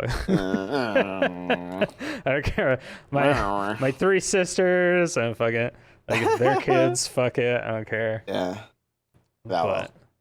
There's some people that I really care about. Yeah. I mean, I haven't got that many. I don't think there's not many I would. Oh, no. I think it would literally just be my immediate family. Yeah. And even then, there's a tier system between in-laws as well. I've tiered them all up. I'm ready for this situation. yeah. It's just my mom and dad, and then everybody else fell off the tiers. They're tier 0. They don't exist. Garbage tier. Over. It's over. I mean, I think mine would be obviously it goes kid, wife, parents, of course, and then after that, it's a bit of a grey zone. My sister and her wife could be in there as well, I guess. You don't have any super close friends like from grade school? No. See, I was an army brat, so... Oh, that's right. I moved around a lot. You don't have any friends from the military? No. When you were in there? No, I left there. I left... I didn't actually fully join up in the military. I got as far as going to university with the Navy, and then I dropped out. Oh, okay. And pursued a career in video games.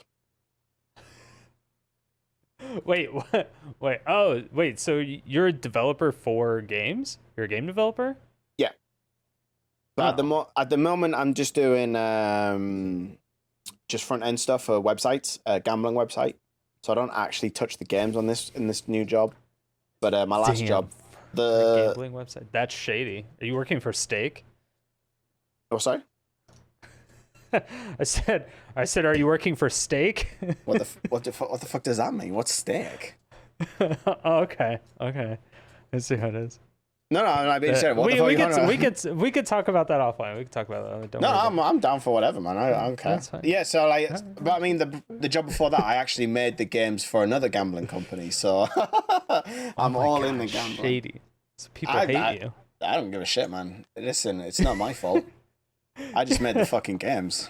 If you want to spend your, we had. Are they designed? Well, I guess it depends on how you design them or how they're advertised on the site. If the site doesn't advertise I guess in Europe it's required, right?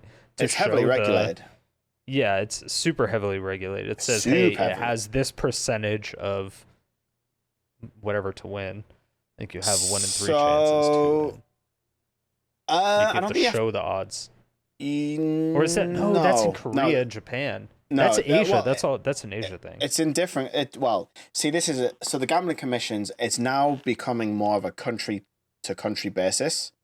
So, when I was all of our stuff is regulated, and the licenses are based on the countries, and each country have their own specific set of things. Yeah. So, for instance, in Spain, you have sessions and session limits, in which you can set how much you want to spend in a session, how much you can afford to lose in a session. There's different types of limits you can put on your account. So you can say, I can only afford to lose €100, for instance. So you will play the game. You can play as long as you can. As soon as you hit €100 loss, that's it. Your account is frozen. You can't play the game. Yeah. You can have fucking awesome. Well, yeah. So that doesn't prevent you from making another account though. Yes, there is different. So when you register, you have to register with a full the account. Like the things you got to put into the account to set it up is astronomical. You got to put in you can't use the same postcode as another account, but from that but you can't. You then use a card. So your bank card is linked to your address, right? So you can't use the same card on a different account. Okay. So you can't use the same card. No, it's very difficult to get around. You would need a whole new card and a whole new address essentially to get around. Yeah, it depends if you can accounts. use Visa gift cards or not. Yeah. Those are usually really easy to get around because you can just get $100. I just can imagine. Yeah, I just do the same thing. As you can imagine, and rightly so, it's fucking difficult to which is good. Fuck the system. It needs to be. Yeah. Doesn't mean that some people. I mean, but this is all based on the person, right? It now puts the onus back on the person. Yeah. So the companies, you can only code and put guidelines around certain things. You can't code against everything, right? If someone's determined to lose that money, then they're gonna lose that money. Yeah. But if you think about, but I like to think about is if they're not using it on our site, they're just gonna go down to the bookies, walk in, put a bet on, or go to a bingo hall. How easy it is to get to the how many is it just super easy to find bookies over there? Like what the fuck? Yeah, they're on high streets. It's super simple. You just go in. I mean, I've done it plenty of times. You go in, you take a piece of paper. I mean, they've even got these massive forms now where it just makes it easy to go, I'll pick this. Those teams to win, those teams to lose. I think this person will score, blah, blah, blah. There you go. All right, that'll be X amount of pounds. Thanks. Bye. Wait, is it legal bookies or talking illegal bookies? No, legal. All above board. Oh, okay, All on the high street. There's no... So, if you want to go in... I mean, that was my last experience. It was super easy just to go in, place a bet, leave. Yeah, if you're doing sports betting and stuff like that, it's pretty easy. But online gambling is super duper heavily regulated. But people want to, not blame the poor victim that's lost millions of pounds because they can't control themselves. Yeah, I can't do nothing about that though. Yeah, I mean, it depends on where the company is located. And that's why I was talking about Stake. I was like, "Are you working for Stake?" Oh, is that a company? I haven't. No. Yeah, it's a gambling company ran out of. Well, some country.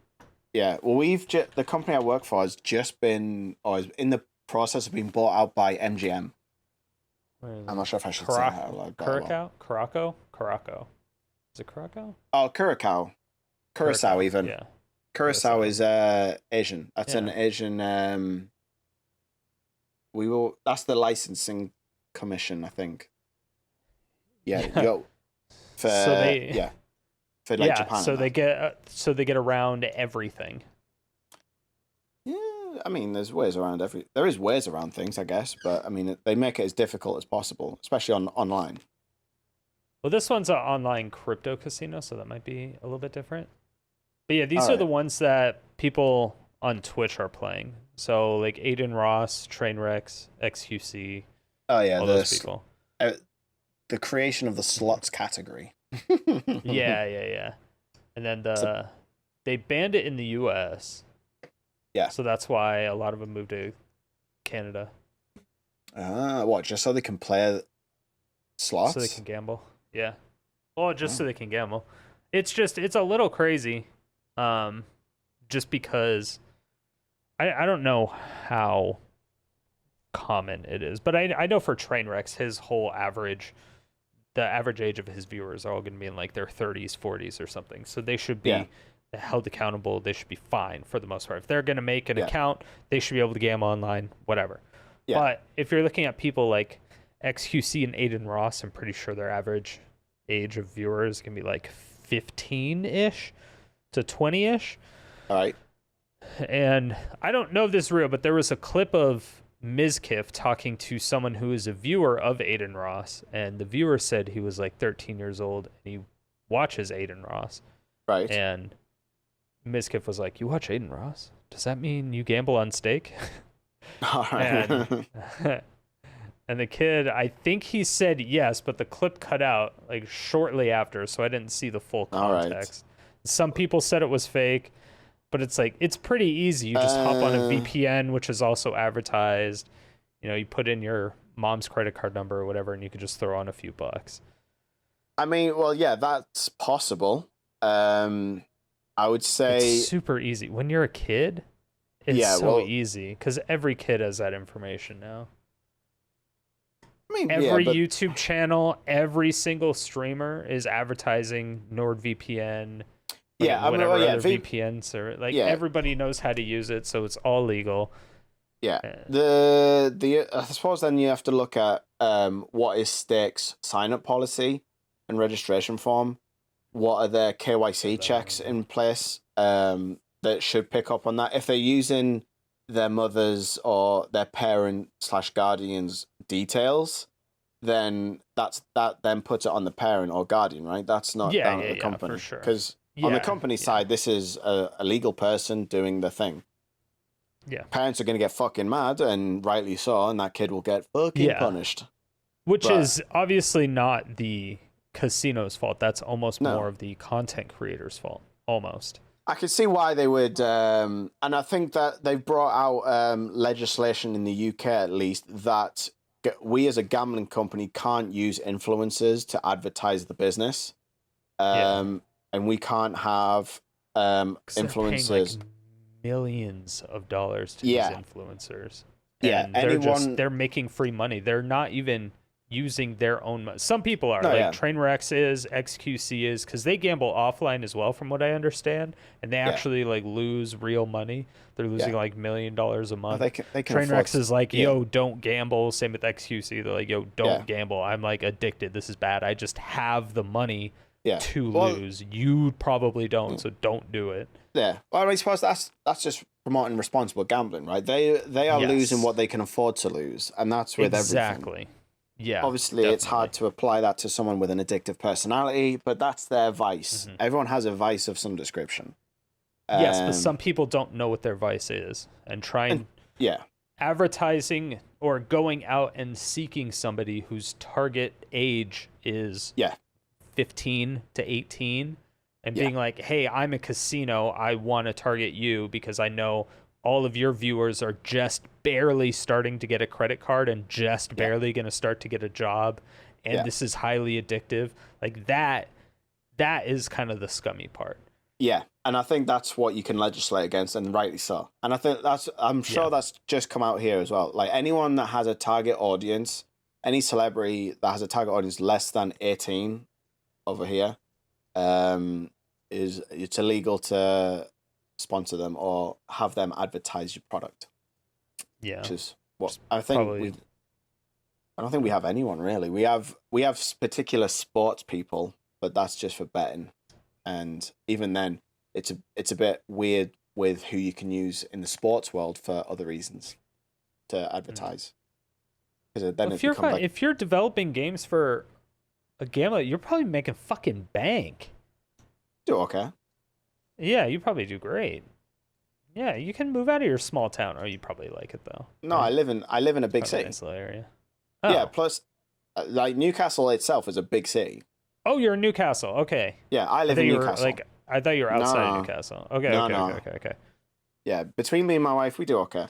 I would say we were probably middle class, and I have the benefit that I'm only low down in my field. There's plenty of room to go up, and for that, that means plenty more money. Thankfully, that's awesome. But I mean, listen, a lot of stuff to learn too. That's another. Yeah, thing. And I'm not ashamed of that. I've worked fucking hard for this shit.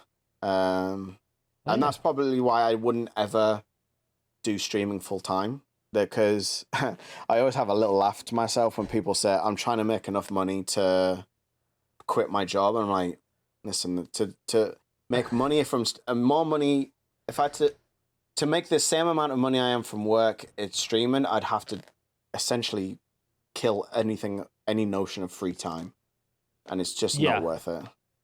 I mean, I have almost no free time, and I'm not even anywhere close to that. Yeah. If I quit my job and I fired my editor, I would have to move. Well, I'm moving into a place with one of my friends, so that'll help.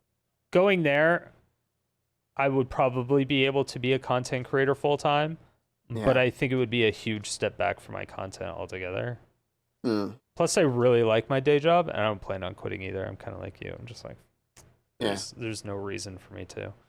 Yeah, and that's why I treat streaming as a hobby. It's a fun thing. Thing is, for me, streaming only really came about because I'm quite a social person. I like talking, as you might be able to tell. And so for me, I just ran out of people to talk to and play games with. And so I just went, well, I'll stream. And then I've got more people to just talk to and play games. I'm playing games anywhere. Why not just show it and have people watch and talk to us? It gives me someone. Where were you fucking yesterday? I guess morning for your time. Where were you yesterday morning? Was I yesterday morning? We were playing Rocket Bot Royale. Oh, I think I saw that actually. Where was it? I think it was $3. It was really fun. Oh, was it? Did you ever play Worms Armageddon back in the day? Yeah, I think I caught a clip. Yeah. Not a clip, but I think I was browsing the interwebs and Twitch at the time, and I think I saw you playing it. It looked fun. It did remind me of Worms. Yeah, it's a lot like that. It's just action. Real time. It's not turn based. It's real time. Yeah, it's fucking sweet. Fun. Yeah, I mean, I was probably a little bit too fucked up, but hey, I was sniping the shit out of people. Oh my god, it was crazy. It was crazy. Nice. I was sniping people, but the movement is so hard. Yeah, it looks a bit weird. Yeah, because you have to shoot your missiles to jump. So if you want to jump this way, you have to shoot down to propel you, and then. All right. Okay. So if you need to shoot somebody that's like over here, but you have a big target up here, you have to like shoot down to get a second buff, and then shoot that way, which then propels you this way. So you have to make sure you actually have a safe landing over here when you're trying to shoot over here, and then you have to make sure you're also shooting down, and you have a play. Like it's just there's too much. Hectic. I was like, I'm too fucked up for this. I can't go like pro mode. So I was trying not to. Every time I tried to jump and do some crazy shit, I just ended up fucking myself. And I was like, well, nice. I'm over it. No, it's over. Nope. So I just stayed on the ground and went for long shots and like did crazy shit. I would just pop out of the helicopter and go boom, boom, boom. You get like 2 kills right off the bat. Like dumbasses. Suck it. Yeah. No, that's nice. Yeah, that sounds like fun. I'll play at some point. I like playing games with other people. That's the most fun. I miss playing Back 4 Blood. We played that for a bit. Yeah, that was fun. Yeah, it was. It got crazy. Shit everywhere! Oh my god! Shit everywhere! The fucking zombies, man! Joyce, I saw. Did I show you that video, or did you show me? It was the difference between Back 4 Blood and Left 4 Dead 2 and Left 4 Dead 1. It might have been you sending it to me. I might have sent it to you. I didn't even know it was that fucking crazy. I forgot how crazy those devs were when they did Left 4 Dead. Yeah, I was like, oh my god, I totally forgot. And then I compared it to Back 4 Blood, and I was like, oh my god, I feel so cheated. Am I weird? I don't know what happened. You mean? I got screwed over. I need a better game. I know, right? It was good though. It was good. I enjoyed it. It was good fun. It's a good. I like playing different games. I can't sit and play the same game. I have a weird thing where I go through phases of games. I have a couple evergreen ones. Like I'll play League of Legends every now and then, like regardless of what else. And then I don't really play Magic that much outside of streaming. Just my own sanity reasons, I guess. I would never play Magic outside. Maybe at TwitchCon we might get a box, but I'll probably be streaming that. So yeah, I can't play. I've done it every now and then. I'll play like a day where I'll be offline playing Magic, but very rarely do I play that game if I'm not streaming. It's too depressing. So I think the one at the moment is the one that the current theme is War Thunder. That's the one I'm playing at the moment. War Thunder. It's got a cool name, right? I've never heard of that. Hold on. It's it's Russian owned, so but it's essentially like what they've done is they've taken World of Tanks and World of Warships and made it all into one game, as well as planes. So you essentially, it's the same idea, the same principle. You play as like a team of tanks, and you take out other people, or you can play a team of planes and you take out other people. War Thunder, Wind of Change. Yeah, I think that's the most recent update, Wind of Change. But you go from like pre-World War II era stuff all the way down to somewhat modern level, like tanks, airplanes, ships now. I can't tell if this is gameplay or not. I have no idea. Probably. Trailers are never gameplay. Probably not. Very rarely, unless they say gameplay trailer. But it's like a. It's graphics like a look crazy though, from what I can see. So it's like it's more simulation than World of Tanks. No, it's still a game. No, it's still a game. But like the numbers on it are very, and like they have specific like weak points on each tank, for instance, and you got to know where to hit them on the tank with certain caliber rounds and stuff like that. So there is actual sort of theory behind it, but it is still just tank. It's still World of Tanks, but just think World of Tanks, but more of a simulator than World of Tanks. Oh my god! I know. Sacre bleu. I know. Same with World. Like it's like that weird sort of arcadey simulator kind of game. You can take it to the nth degree, but there is also like a more casual form of playing it. Ooh, I can actually see somebody playing. I forgot that Steam has streaming. Yes, I don't think anyone uses it commercially. I think it's mainly for developers now. Pre-recorded stream. Well, yeah, that's fun. All right, I have a pre-recorded stream for. You have a pre. So yeah, it's really fun. Tanks. So that's the one I'm playing at the moment. Before that, it was the Isle, which was like a dinosaur survival game. That was pretty fun. I do remember that, yeah, because you You kept dying. I did, yeah. I see why you quit that one. That was embarrassing. It's still fun. I play a ton. It's Is it? Are you still dying? Sometimes. It depends on which dinosaur I'm playing. I kind of wait until they have updates. So a lot of the time. So like I've got a Stegosaurus I've managed to get to an adult. So that thing's a fucking tank. That thing does not die. It takes a lot. Is that the one that jumps? Is that? I think that was the one I saw you. Oh, that's a raptor. So they're the ones that can jump and they can pounce on. They can pounce. Yeah. They pounce on the other dinosaurs and they start scratching and they cause. So there's like weird. That one's weird because it's like you've got health, which is just straight health. Then you also have bleeding, which is like another form of health. So because like you can. That's not a debuff. No, so you can bleed out and die, but be at full. Like you'll have some damage, but you won't be like sort of dead. Okay. Like damage, like it's sort of like damage and then bleeding. It's like two separate things. So like you can have like if a dinosaur like blunt trauma versus stabby trauma. Kind of. So like a Deinosuchus, which is the big fucking crocodile, that thing does damage, like fuck tons of damage because it's a massive bite, and it'll drag. There's also drowning in there as well, so you can, crocodile do the thing, and then you do the and then they do the twister. Yeah, and they do the thing. They've got that. But then you've got like the Carnotaurus, which is like a kind of like an Allosaurus / T-Rex at the moment. It's like a Carnotaurus. It's like a big land dinosaur essentially, and they do more damage than bleeding to kill you. But then the raptors, they jump on you and they start clawing the fuck out of you, but that causes a lot of bleeding damage, and they do this horrible thing especially for a bigger dinosaur.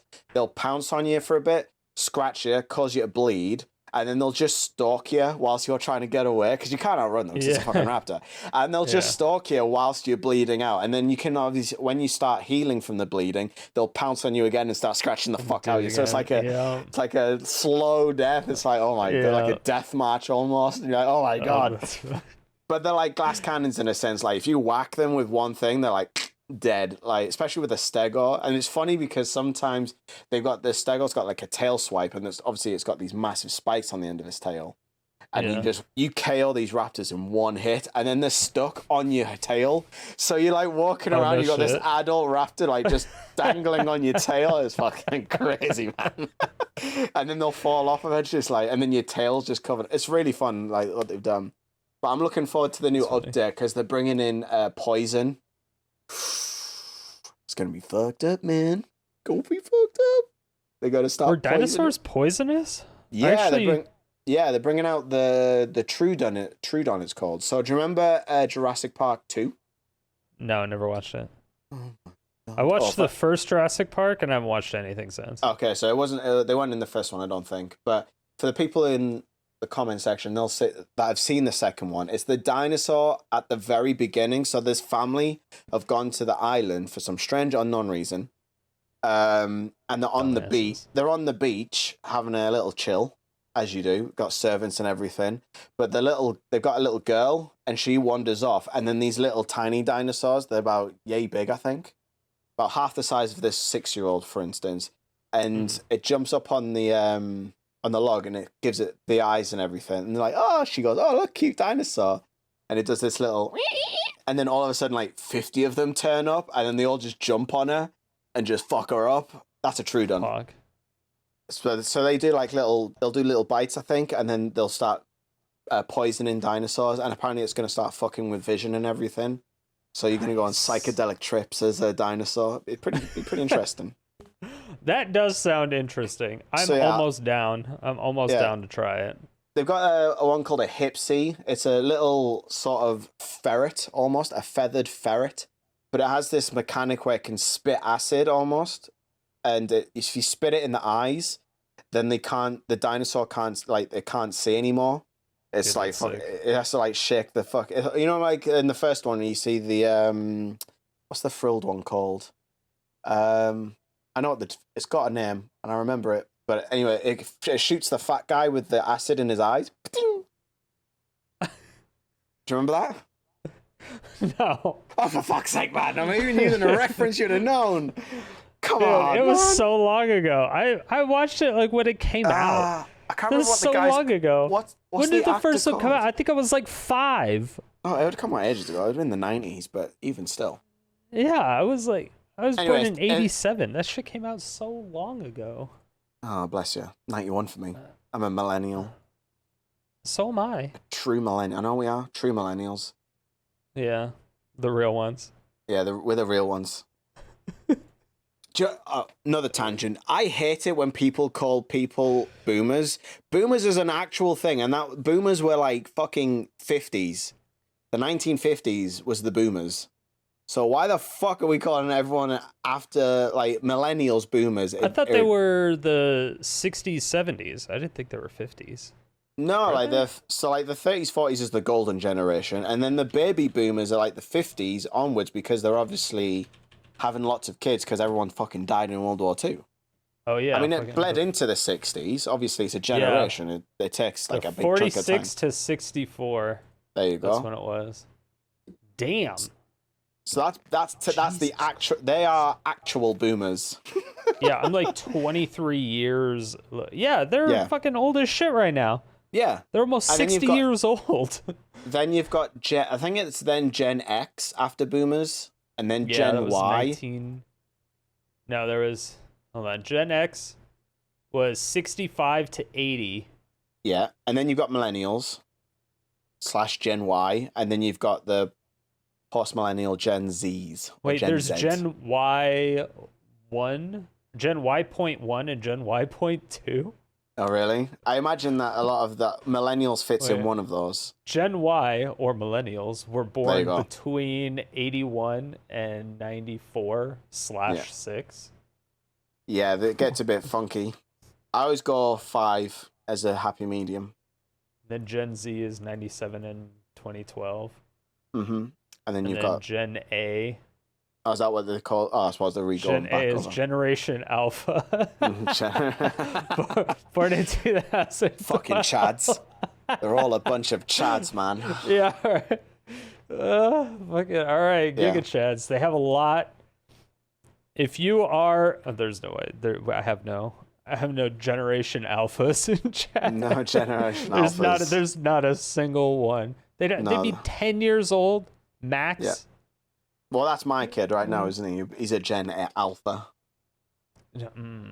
Okay. It's so weird. We're raising the current generation of alphas. At least you're raising an alpha, you know that. Oh yeah, yeah. I mean, I'm sure one day you'll find out if he's an alpha we'll see. Or a sigma or a beta. What's a sigma? What's a sigma? A sigma? You don't know what a sigma is? Sigma. Listen, I'm not all that genned up on internet speak. Honestly, Twitter becomes a fucking minefield for me in terms of what the fuck people use. Like, everyone's starting flinging these acronyms around. I'm like, what the I feel like my nana. Like, what does IMY mean? Like, that's what... I was like, what the fuck, man? I have to, like, go on the internet and Google what does IMY mean so that I can understand what's going on. I'm like, fucking Jesus. It took me like 8 months to know what POC meant.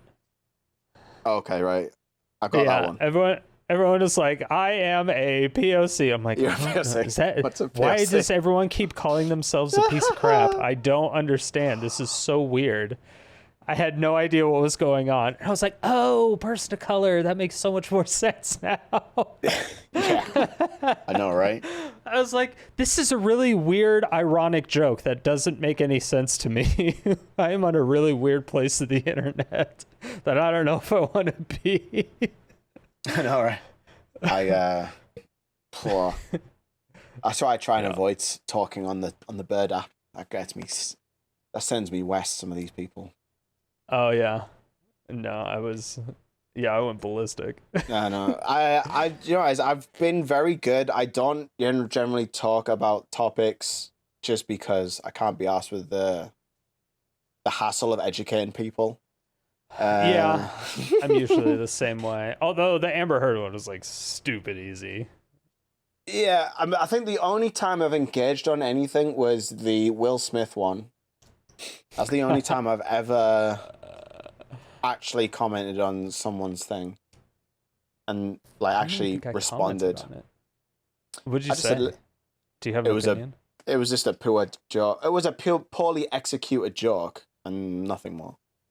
Yeah. I think that he was doing what all comedians do, which was ribbing people on whatever ribbing is required of that person. Yeah, of people in the front row. Yeah, just looking at people in the front row and doing it. It's generally an accepted thing. Like, listen, this is what's going to happen. Literally every award show. People are going to... I mean, I suppose the failure there was on the backroom team for not telling him that she has alopecia, whether or not she had already advertised that or not. I don't fucking know. I think for me, it was a poorly executed joke because usually when you get those kinds of jokes, there is sort of preamble to it, whereas that one felt like it came out of left field. It was like, ha ha ha, you've got a marital joke about Javier Bardem and Jennifer Lopez. No, what was his wife's name? Jada Pinkett Smith. No, not Will Smith. Javier Bardem's wife. She's a famous actress. Penelope Cruz, I think it is. I think he's married. I could be wrong. I'm butchering names here. But anyway, famous couple, marital joke, ha ha ha. Will Smith, ha ha, alopecia joke. And it was like, there was no sort of preamble for it, and it was sort of came out cold, and then everyone was like, But he was dead wrong for what he did. I think Will Smith was in more of the wrong than Chris Rock, and didn't ever... I don't think anything Chris Rock said deserves getting slapped in the face, especially a joke. Yeah. Especially a joke of something that harmless. Like, if she had a deadly disease or something, it's a little bit different. Then, no. Even then, yes, I agree. You but do it not would get be up and slap more. It would be more justified. The thing is he had the opportunity. He won an award. He could have taken that opportunity and been, hey, I really didn't appreciate this. I know I got an award, but I'm going to address this other thing.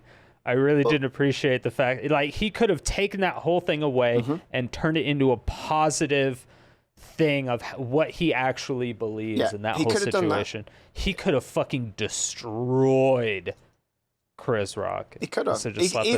Even if he just sat there, and even if he did, so you know when he obviously shouted that, keep my wife's name out your fucking mouth. Even if he just did that, that's fine. Yeah. That's just like, you should, whatever happens, one party aggresses, you should only meet it with whatever they're throwing out. Do you know what I mean? If it's just verbal, match it with verbal. If you can't battle with him verbally, shut the fuck up. And tell him afterwards, hey, I didn't appreciate that. I would like it if you would call, can you at least apologize? And I'm sure Chris Rock, if he walked up there to like whisper into his ear and be like, yo, this isn't cool. She said she has alopecia. Well, yeah, but if he, like, you never know if a comedian's going to keep going up there, and if it's a really sensitive subject, like, it's not a bad thing to just be like, yo, cool it, this isn't cool, you know, this is off topic right now. Like, just... But that was my take. It was a bad joke, and it didn't deserve the getting hit. And who the fuck knows G.I. Jane? That's what I'm saying. It was also that movie came out like 30 years ago. It's so irrelevant. It wasn't even like I had to double check what the fuck the reference meant. Like when people have to search what the fuck the joke means in order to get the joke, that's what I mean by it was a bad joke executed poorly. It didn't deserve what happened, and I think the thing that really annoyed me is when people were then saying this is toxic masculinity. I'm like, what the fuck are you talking about? Oh, because of the slap. Like, I need to show you that I can stick up for my wife by slapping. And then it's because everyone just thinks Will Smith is a cuck for staying with her. Well, yeah, and also the racism card got pulled. I was like, how the fuck can the racism card be pulled out on this one? Like, what the fuck is this? Oh, because a bunch of white people said that they want him to be arrested or something like that because of assault or whatever. You're just racist. Yeah, like, it's like, no, somebody assaulted somebody else on TV. A lot of people want to see, famous people being locked up to be showed, like, hey, this is not acceptable. Even if you're rich and famous, this is not acceptable. Yeah. Which I can understand that. But then they were saying, oh, no, this is... this would never have been allowed to happen if it was white. If a white person hit a white person, or if a white person hit a black person. And I was like, whoa, fucking hell, man! Like, take it for what it is. This was a black man hitting a girl. I know. Oh, like, yeah, this is what I'm saying. Like, the tweet I wanted to put out was, this was a bad joke, executed poorly, but a worse response. Anything else is just projection. And that's what it is. It's someone else projecting their bad thoughts on this situation. Yeah. How you can get fucking two guys hitting, one guy hitting another guy because he made a joke about his wife, to toxic masculinity or racism. Fucking hell, man! You have to go. You're like, these are the dots that you connected, and then you've took this one from over here and put it over here. It's like, what the fuck have you done here to get? What sort of mental gymnastics are you doing to get from this to this? It made no sense. And that was when I was like, come on, man. Let's have some, grown-up conversation about this. You can talk, like, the grown-up conversation. Like you said, it was definitely, I think it was projection on Will Smith. Yeah. But he needs to leave that relationship. I think he's too... Well... I've only seen some videos and things, and it's probably handpicked by people. But the stuff that I've seen from Jada being on, like, a live Instagram or a live TikTok, just trying to extract apologies and weird information out of Will, when he's like, wasn't told that he was going to be on camera or she was going to ask questions and stuff. Right. And she's trying to, like, bully answers out of him. That was super cringe. And I'm like... Yeah, but I mean, there was that weird, like, I didn't look too much into scandal, that whole thing. Yeah, I know that all that got brought up, and I was like, fucking hell. Because there was the one where, didn't she do it on her Facebook show or whatever it is, the red couch or red table or whatever the fuck it's called? They've got that thing, right?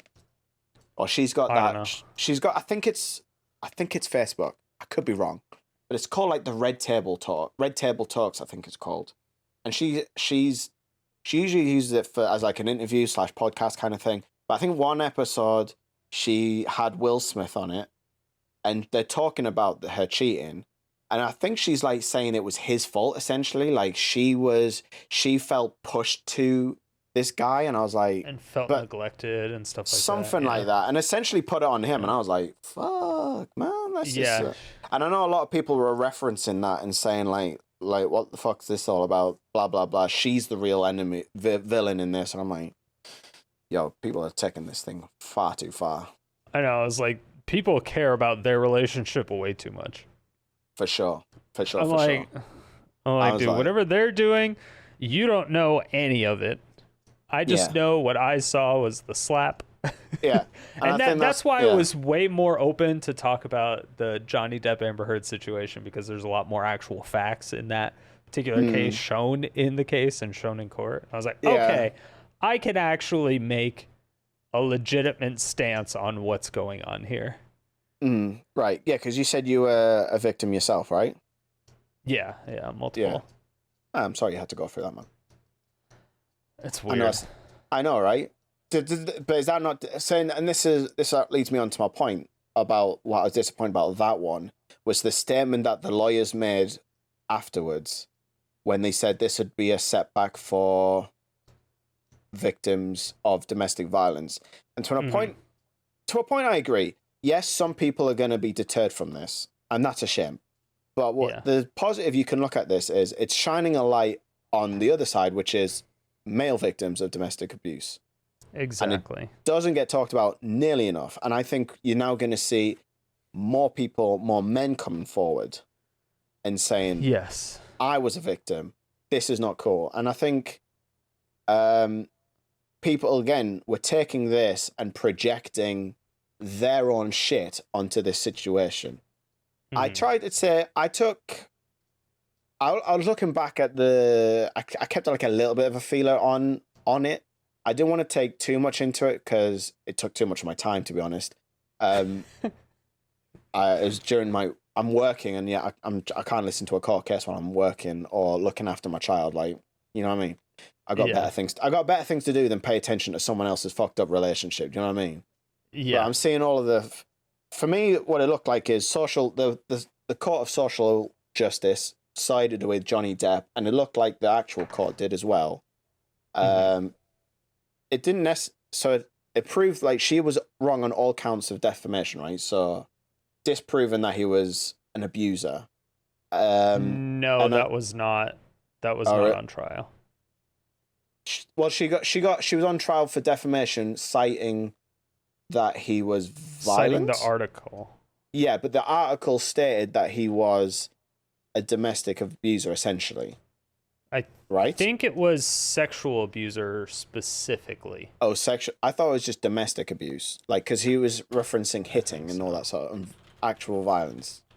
Yeah, so they did a lot of precursors. So they were like, okay, if we had a bunch of examples and proof of physical abuse, the leap or the potential leap of going to sexual abuse wouldn't be difficult. But I think the title of the article, because I think it all started with the UK one, right, where he tried to sue the paper for calling him a wife beater. Yeah, but it's impossible to sue a fucking. Well, he lost that one based on different things, right? But nothing it wasn't like, I can't remember what it was. He lost that case. But then you just can't sue a publication. It's like impossible. But then I don't really want to get into that because I don't have no idea about that sort of stuff and the ins and outs of that trial particularly. But I know the trial. I'm fairly certain she then released an op-ed saying she's like calling herself a survivor of domestic abuse or something like that. That was what he was suing her over, which was the defamation trial. Mm-hmm. And so he won that case, and she won something about the lawyer saying some sort of willfully lying or something like that. She won that defamation on that line or something like that. But then the overall verdict was he was cleared of all cases of domestic abuse, and then after that, people were saying he was actually the victim, right? Based on the evidence. Not necessarily. Well, I have to find the actual title of it to be for sure, or the ruling. I'm not comfortable saying exactly what it was, but it wasn't a criminal thing whatsoever, so he was not tried for any type of abuse, so he was not found innocent on any type of abuse charges. He was not found guilty on any type of abuse charges. It was strictly based on but she was found guilty of saying to prove. Yes, she was found guilty. Did not happen. Yes, which was that he was violent. At least some of them, yes. Yeah. At the very least, some of them. But the court of public opinion she didn't have any proof. Yeah, she didn't have any proof showing that anything did happen. In fact, there was a lot of proof showing the contrary. Yeah, so the court of public opinion was that Johnny Depp was innocent and actually she was an abuser. More mental, all right? More mental and emotional abuse. Mm. I believe. Well, I mean, she cut off his finger. His fingertip. Oh, right. Okay, I didn't. Like I said, I didn't pay too much attention. I do remember something about that, I guess.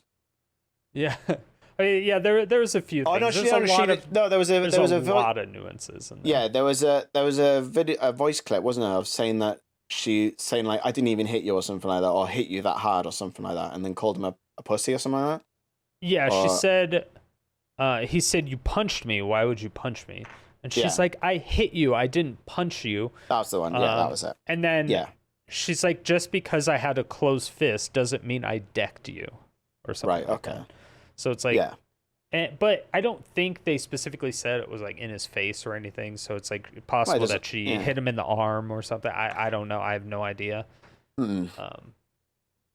But then they tried to bring up stuff about like Kate Moss, which was all bullshit. Yeah. And it's just that she was caught in so many lies that makes a lot of it the problem.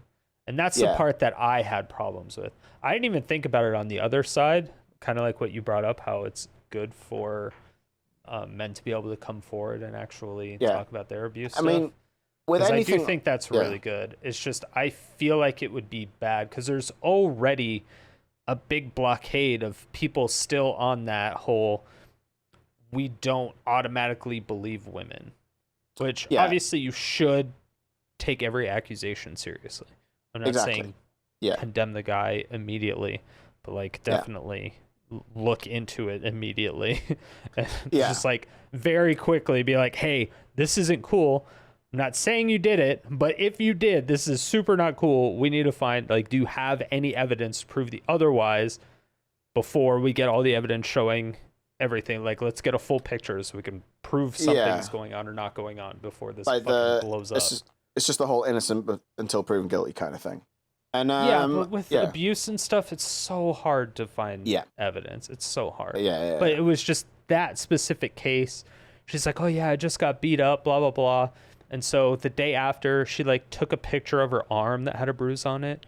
Right. But that was the night before where she was like, oh yeah, he punched me in the face and I blacked out for a couple seconds and he just kept wailing on me. And I'm like, you didn't take a single picture of your face after that? You took a picture of your arm that was bruised?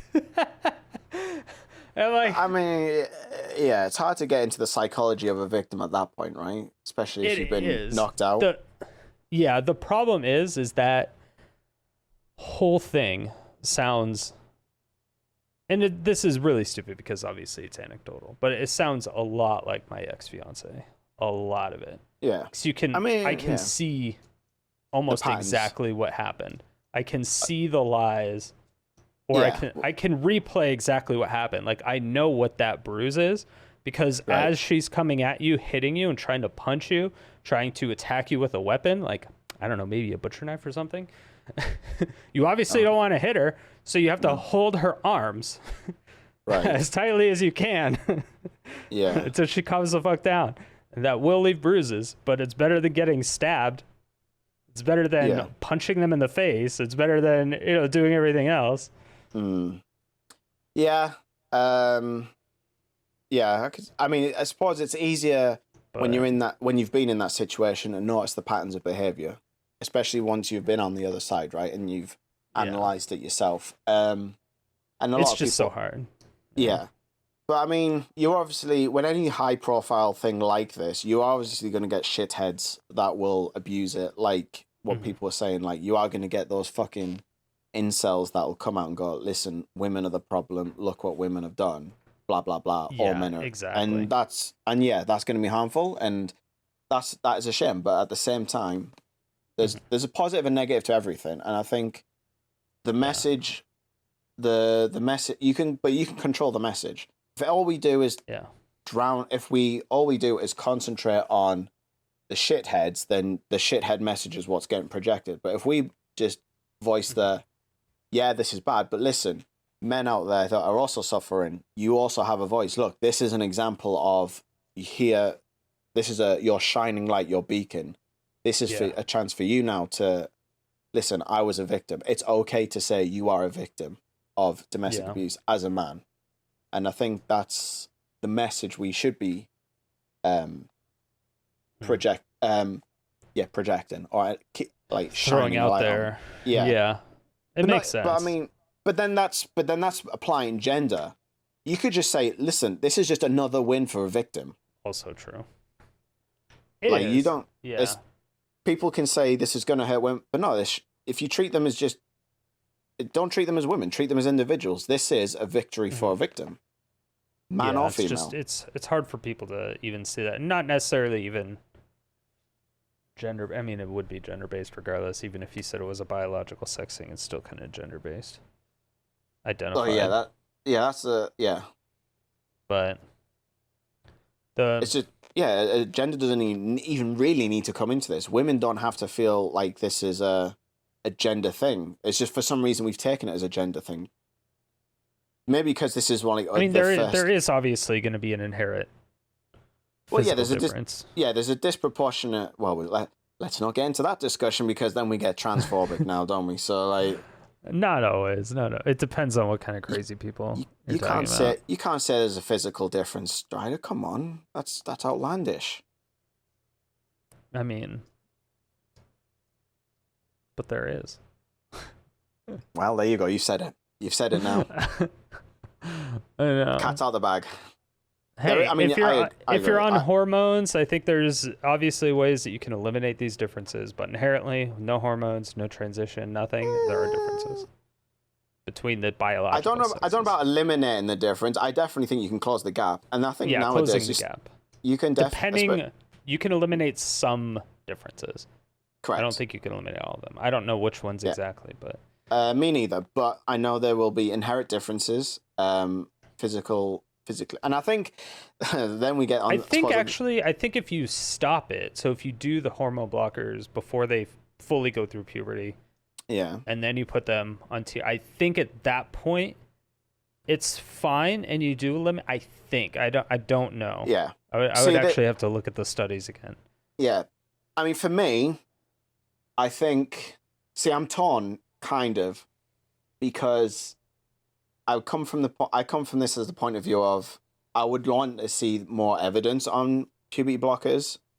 I know, like, if they told me, like, listen, you put your child on puberty blockers, they don't go through puberty, for instance. There's very little to no damaging side effects, and then when they've decided what they want to be, boom, you put them on the correct hormones, and then or not, and then they just carry on as normal, and then they go through puberty like the sex they want to be, then that's fine. I'm cool with that. I'm yet to see any compelling evidence, and as a parent, I thought there was.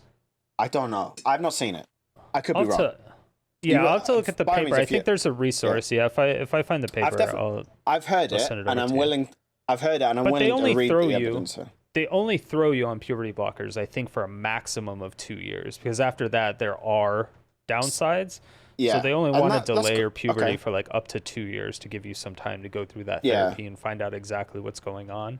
If that's the case, then all power to him.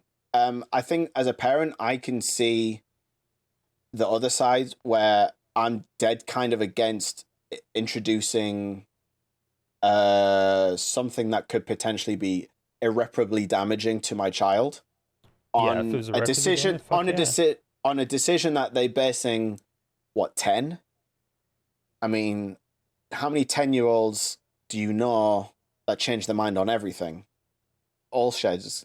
And I think this is where I sympathize with trans kids, because every trans person you know will tell you, I knew from when I was 12, I was trans, I was in the wrong sex, but I couldn't go through that at 12 when I needed to, for instance, or when it was too late, quote unquote.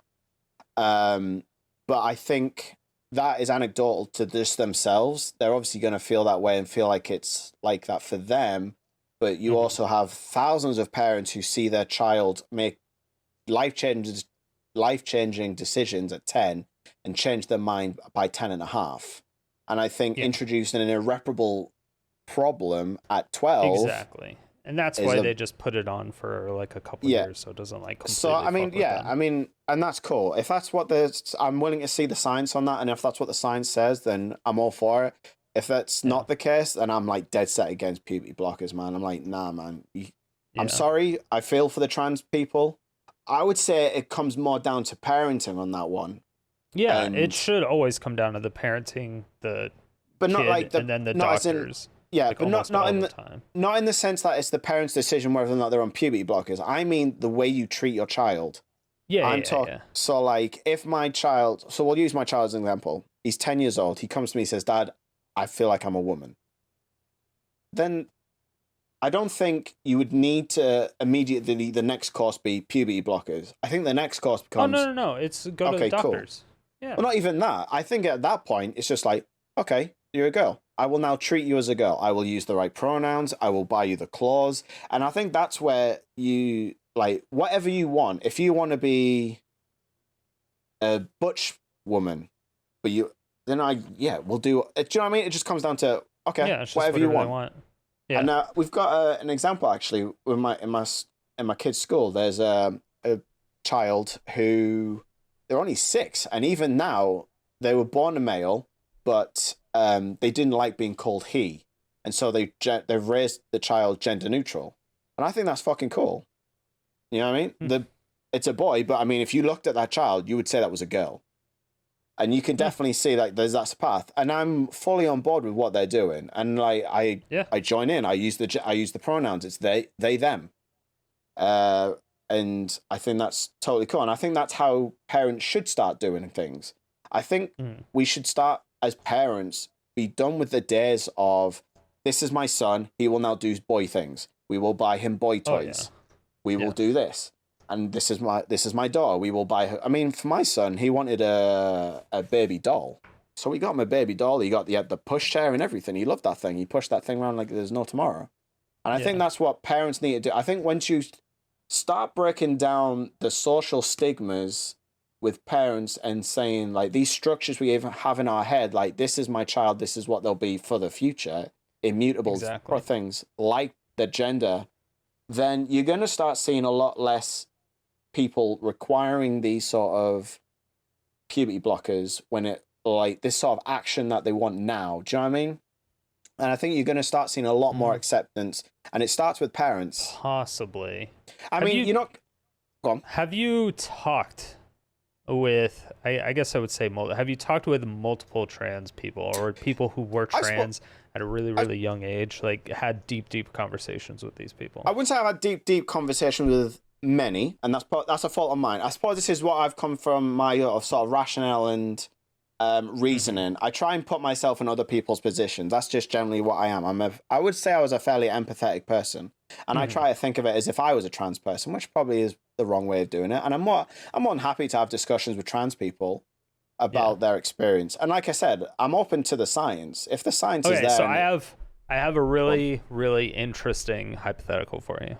Go for it. Okay, so let's say right now, let's say every morning when you woke up and you looked in the mirror or whatever, you had the beard, you had your facial hair, whatever that you have now, but every time you saw it, you just felt disgusted. You're like, I fucking hate this beard.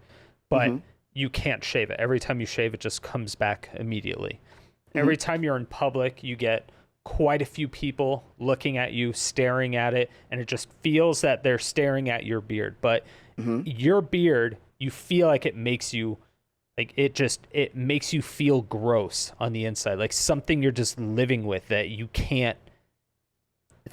just can't get rid of. It's just a part of you. It's something that you're struggling with on a level that everyone sees it, you know it's there, and you literally can't change. It's something that just exists, and it's a part of you, and everyone sees that it's a part of you.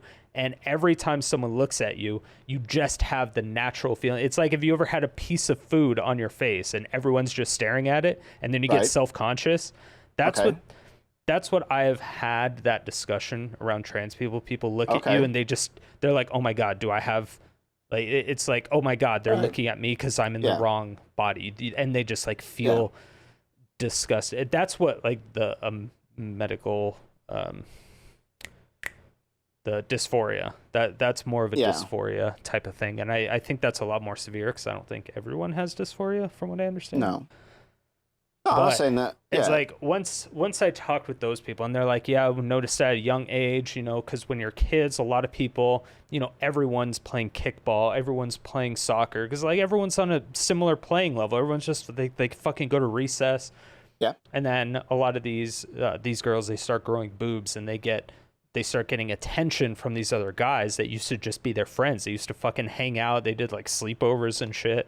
And now all of a sudden, everyone's like trying to fuck them. And they're like, I just wanted to be friends. I thought I was just like one of you guys. And then they are disgusted with themselves. And it's not because of anything that they can fix, but every time somebody looks at them, they just have that. They're being looked at as something that they're not actually trying to project into the world as what they actually are. And that just seems, and you're living with that every second of every day. Yeah. All the time. Like that sounds like fucking torture. It does. I don't know. That's what I'm saying. Like, I'm not saying that like trans kids are wrong to feel the way they are. They're definitely in the right. And that's why I said, if somebody says, hey, I think I'm a different sex, like that's cool. Where I would say, go to a doctor. I would say just what you said. Yeah, go get them the clothes. But in my opinion, I would never tell people how to raise their kids because I'm not a father. I have no kids. It's not my spot, and I would never tell. Even if I had kids, I wouldn't tell other people how to raise their kids because it's not my business. No, But I would raise my kid like I would raise a fucking dog. You know? Oh, you want a toy? Here, let's go to the toy aisle. Yeah. Which toy do you want?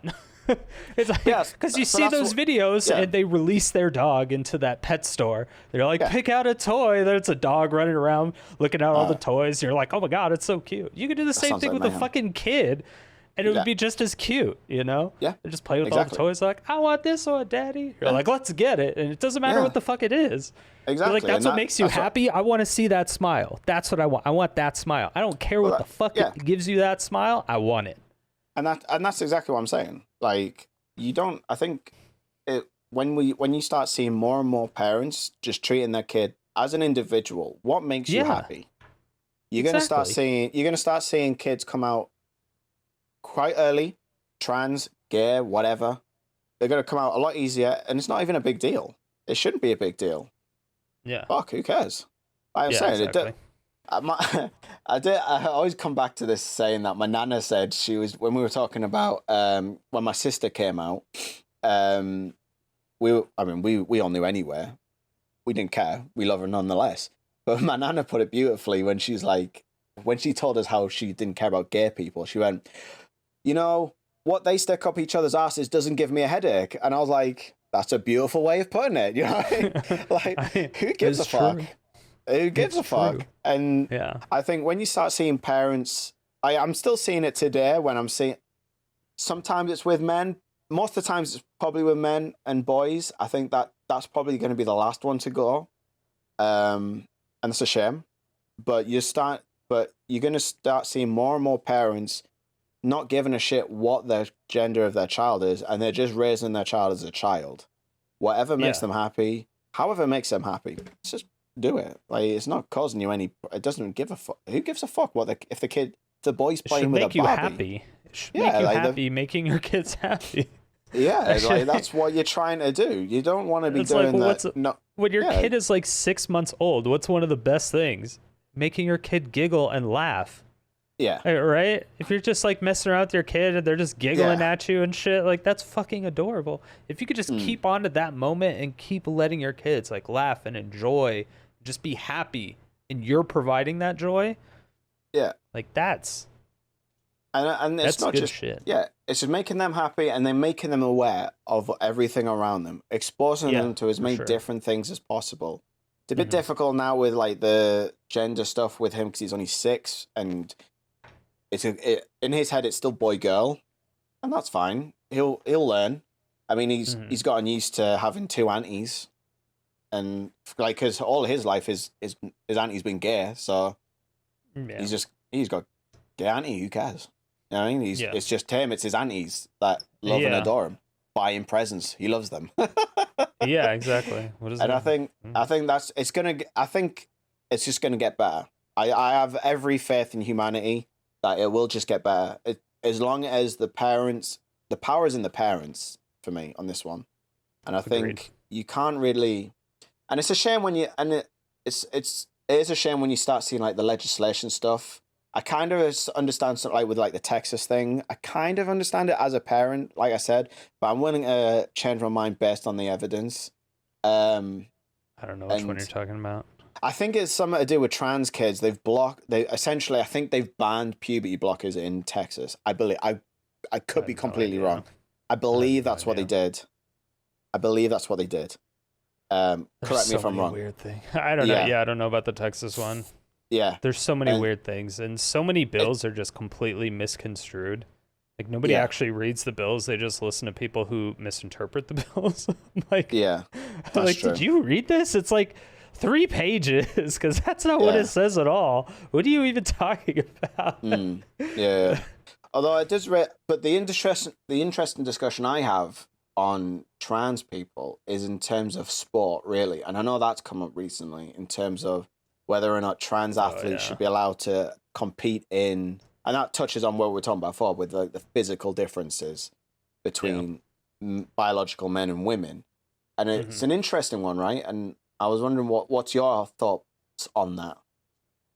So I keep trying to rationale it in my head. Again, I keep going through the loops of, what about this? What about that? This is probably going to sound bad because I think a lot of people think this person's extremely transphobic, which I kind of disagree with. But again, I know this is really bad. I get a lot of that, a lot of my outlook on this from another streamer named Destiny, who's recently banned from Twitch, but now he streams on YouTube. I know Destiny. Yeah, so he kind of gets his whole philosophy based on, he doesn't really care when it comes to anywhere up to high school, but once you start getting into college, it kind of breaks off of the, we're doing this for community, we're doing this for fun, and I'm actually trying to do this for a profession. There's limited slots for NCAA teams, there's limited slots in the professional leagues, but the thing is that the professional leagues, at least in America, like the NBA, the NFL, I don't know about MLB, but for those two, they're not men's leagues. You can be a woman. You can be whatever sex you want. You can join the NBA if you're whatever sex. Is there not a women's NBA though? There is, because none of the women could make it into the NBA. Right, okay. Yeah. But it's not, the NBA doesn't restrict them. The people don't perform as well, which is why they're just not as good. Yeah, exactly. They're just not as good compared to the upper echelon of the biological males. So yeah, it's just a really weird situation. It's probably different in a bunch of different sports. I think in like long distance running, I think it's kind of evens out, even though the lung comparison differences change. I don't know. I've kind of come down the similar thing. Well, similar in terms of community, it doesn't. Who gives a shit? There's nothing on the line there. I think when it comes to when you're dealing with the elites, that's when you have a big difference. And I think it does, like you say, it comes down to a sport by sport basis for me. And I think I have no idea how to draw that line. Well, this is the problem. I think there's literally no idea. I think the medicine hasn't caught up to the ideals yet on this one. The ideal is, sure, they can compete in whatever sex they've transitioned to, but the medicine hasn't caught up to them yet, I don't think, and especially on a sport by sport basis. I think what I've kind of drawn the line with is the difference between skill and physicality.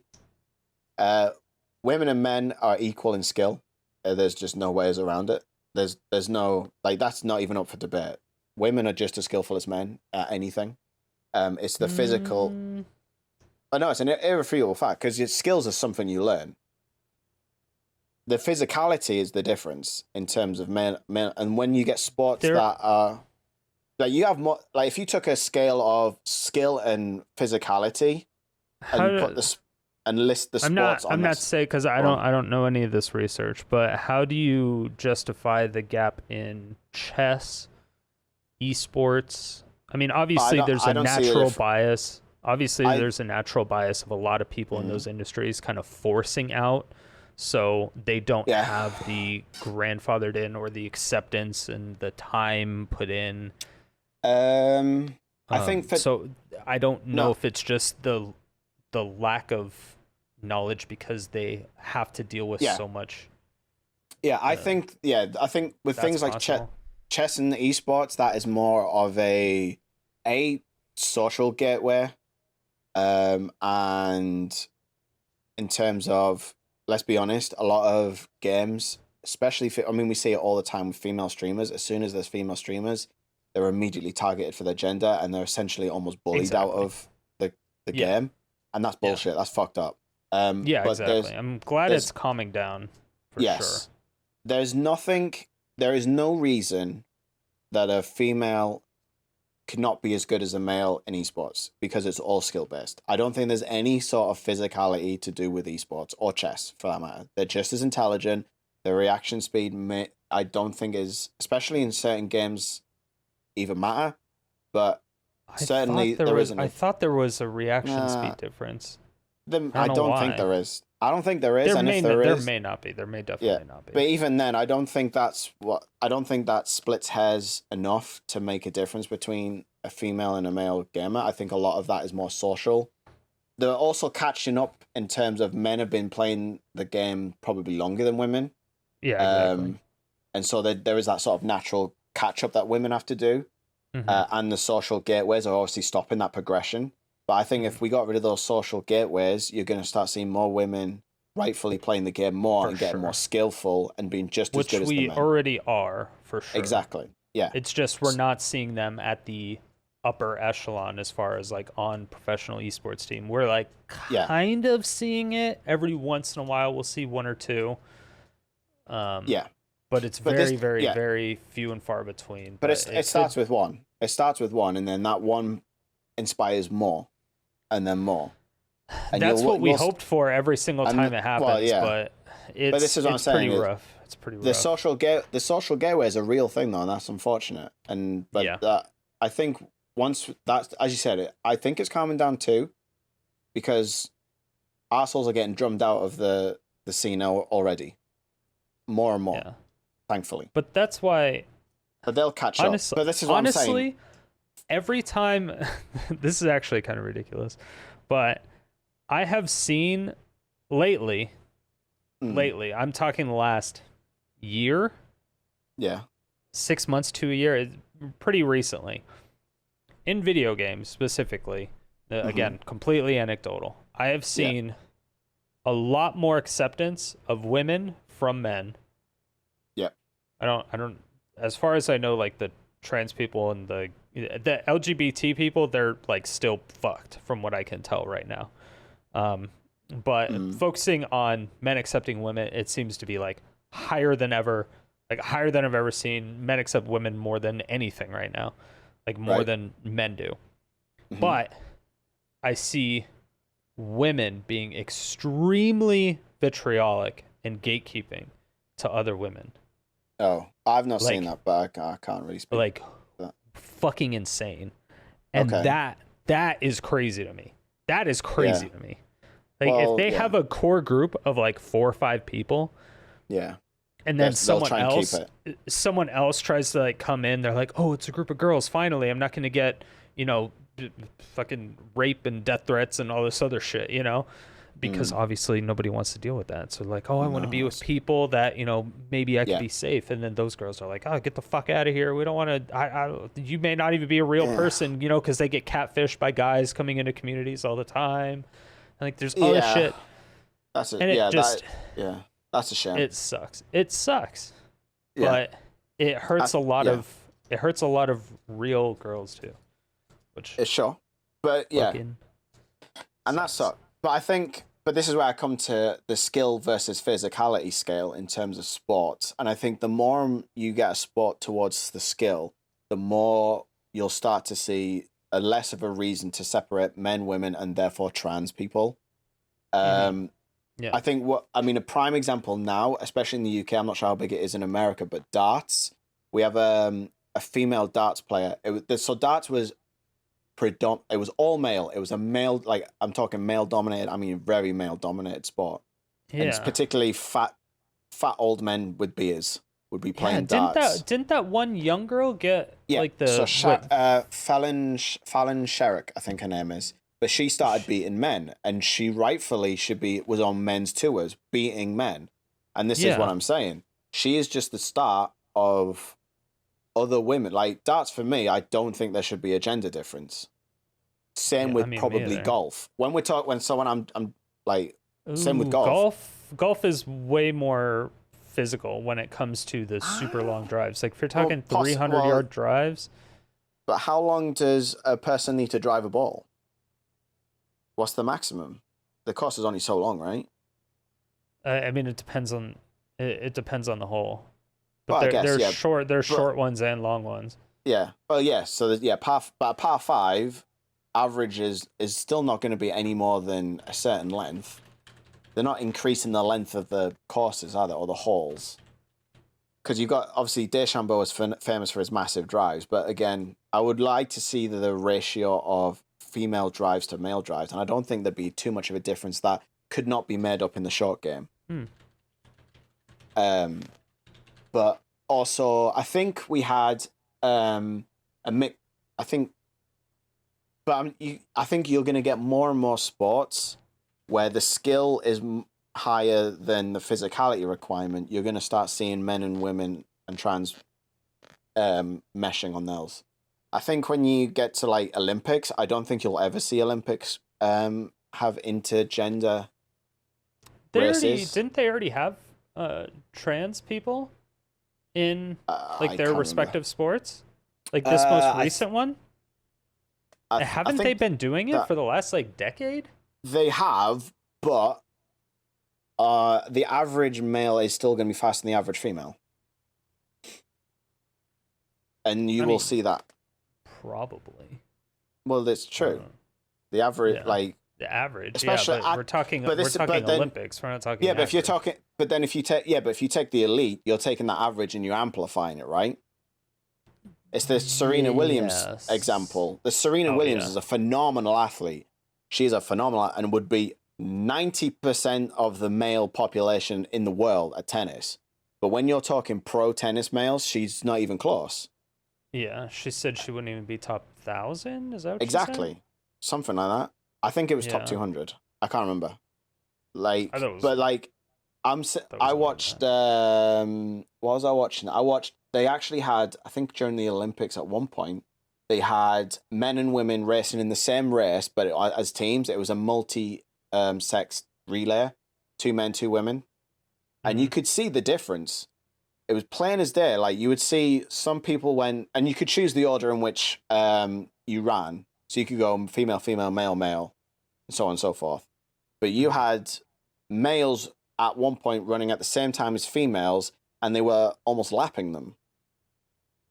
So when we say the average male is faster than the average female, and then apply that to the elite, you're going to get like a bigger, do you know what I mean? Everything rises. Yes. I mean, yes, but a female Olympian is... That is definitely not the proper way to do it. You have to do at least averages among the elites, not taking averages. It's the average in the elite, though, is male is going to be faster than female. Well, I think, because if the average male is at 5, let's just say, and then the average female is at 2, and then you're looking at the elites, so the average male is going to be 10, the average female may be at 8 or 9. That gap is severely cut as far as the gap between them compared to the averages, like the global averages. I would disagree, but okay. I'm willing to see the stats on that one. I think it's cut. I mean, it's not close. It's definitely cut. And that's why I said you'd have to compare averages. In order to get true statistics, you're going to want to get averages amongst the elites and not averages and then amplify the averages or look at the top part of that. Just eliminate those averages and just do averages amongst the elites. That way you would get way better information. Yeah, but I think if you took the top 5 females and top 5 males in every sport and applied the same metrics to the average, male and average female, I think you'll get roughly the same. I don't think female get exponentially better the more elite they are compared to males. Oh yeah, I don't know. It depends, I think. But like I said, I'm willing to see the stats. I know people like to point out, but listen, this trans person competed in females and didn't win the females. That's... Oh, yeah. But that's a one-off race. And that's not necessarily to say that that trans woman was a really good male. That trans female could have been like in the case of tennis, could have been 1001. Serena Williams is going to beat that 1001th person, but not going to be the other 1,000. So the average is... And I think that then you take it to other extremes in terms of like UFC and stuff, and that's when you get, I think, real problems. Yeah, I agree. When it's things like that, that's when I kind of get worried. Yeah. But then again, it then becomes more science-based. Yeah. At what point in time do you say, okay, you can only compete with the opposite sex if you did... But I don't think puberty blockers and then did... But this is what I'm saying. For 3 years, and so and then you can't compete in your initial sex for that amount of time because of whatever you may be in some limbo area. You can't really create your own division for that because there's not enough people to compete with it. A lot of people compare it. This sounds bad, but a lot of people are like, oh, well, we do stuff like the Special Olympics where, there's not a lot of people there. That's what they compare it with. There's not a lot of people. Yeah. It's like, yeah, but that's just like once a year. There's not a whole lot of events. There's not like hey, I want to make this a living. This is a league where we can get a bunch of people on. There's huge viewership. We can get lots of sponsors and stuff. That's usually for charity, and it's once a year, right? So the comparison isn't accurate. Even though it's numbers accurate, possibly, it's not accurate as far as what the context goal is. Yeah. Yeah. No, I get that. And so, I get what the end goal is. I think some people are like, oh, we don't want male and female to be separated at all. They should be forced to play. And I'm like, people that say that don't play sports. Yeah. And they haven't even come close to playing it at a higher level because that. Yeah. Pretty sure the female players do not fucking want that shit. That's true. That's what I was saying, that my stance is kind of the medicine hasn't reached the ideal yet. I think obviously people say, oh, well, you can just do it off hormones, but even then that hormone gap is I'm not sure what it is, but I mean, what do athletes get tested for? Steroids. What is steroids? Essentially, testosterone. What is a female with testosterone? It's a man. You know what I mean? Like, it's hard to get those levels of hormones, like, unless they're bang on, in which case, how much hormone therapy do they need to know? And maybe that is an avenue. Like I said, I think the medicine will catch up, hopefully. Okay, it looks like the longest drive from a woman is 413 yards. Is that good? I don't know. Probably. I mean, it's the world record. Yeah. Oh, okay, cool. For males, it's 515. So 100 yards, in a golf course, you can make that up in the short game. Yeah, why not? A football field? you can whack. Like you just said, the world record's 400. You're not. You're granted. There's probably zero hole that is going to be 500 fucking yards. Yeah, and you're not going to hit. You're not going to hit 500 yards with accuracy, probably. No. Well, maybe those people are, because they're fucking insane. But possibly. But like I said, the course is only going to be so long. Yeah, they're not going to.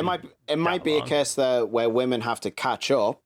But eventually they're going to get there. It's that. 100 yards for maximum is ridiculous.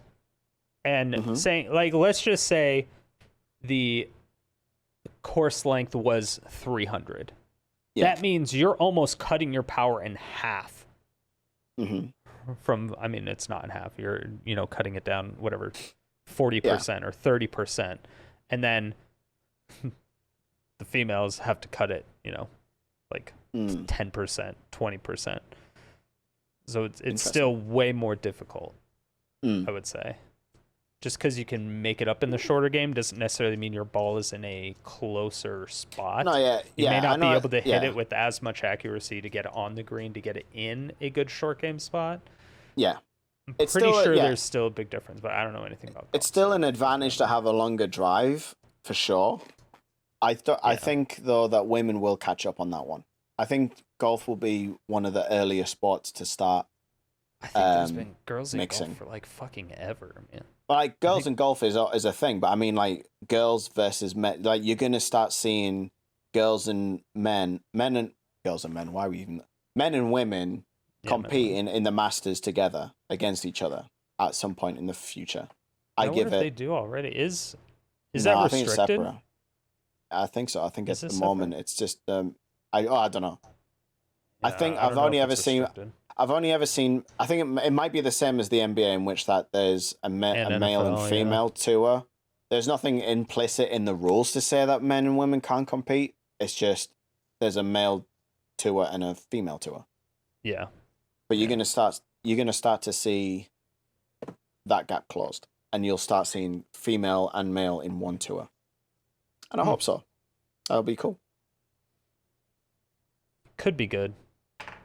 But if you think about it, it does good for the women's game because it does. It gets them more visibility, especially at the very beginning when you're like the first. The thing is, if you're the first and you fucking totally suck shit compared to the men, and you come in last, you're like trying to be the best, and there's so many eyes on it. There's just so much pressure on you. Like if you don't perform, you're just like, that fucking sucks. You're just you're fucked. I think that comes down to but I at think that that's point, come do down you to just get meritocracy. rid of the women's tour completely, which means you're fucking the entire female division. So if you only have 100 spots on the champion tour, on one for male, one for female, and then you're like, okay, we're getting rid of the female, we're making this bisexual, unisexual, right? Whatever it is. Unisex. Everything sexual, whatever it is. Yeah. You could be whatever when you're in here. Yeah. Then you're missing out on 100 spots.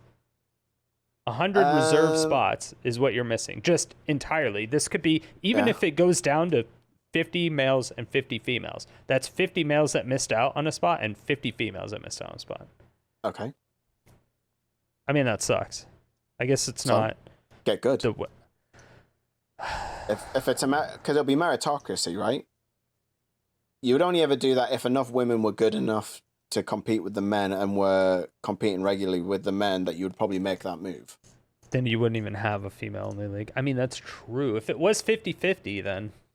Exactly. If they were literally identical, then you wouldn't need a female league. You may need a second league. Well, yeah, you could have a B league if you want. Sure. But I mean, if you see the natural progression of that would be, you would watch the women's game, you would see how the top women are performing on, because I assume they're playing on the same courses as the men, because why would you have female-only courses? That's ridiculous. Yeah, so you would see you would start seeing their average scores on the courses the same as the men. You would start comparing and contrasting the top women. You would see whoever's coming top, second, third all the time, and you would say, right, how are they doing against the men? Well, as soon as you start seeing those averages mirroring, you're then going to see the top three. Okay, these three women are based on merit are doing better than the bottom three of these men. We should put these females in there. And then they'll have the pressure of these are the first women, but they're there on merit. They're not talking women at this point. They're actual they're athletes. Yeah. Quote unquote. Yeah, obviously. As far as a golfer can be an athlete. As far as they are pro golfers, should we say, they're based on their merit, rightly so.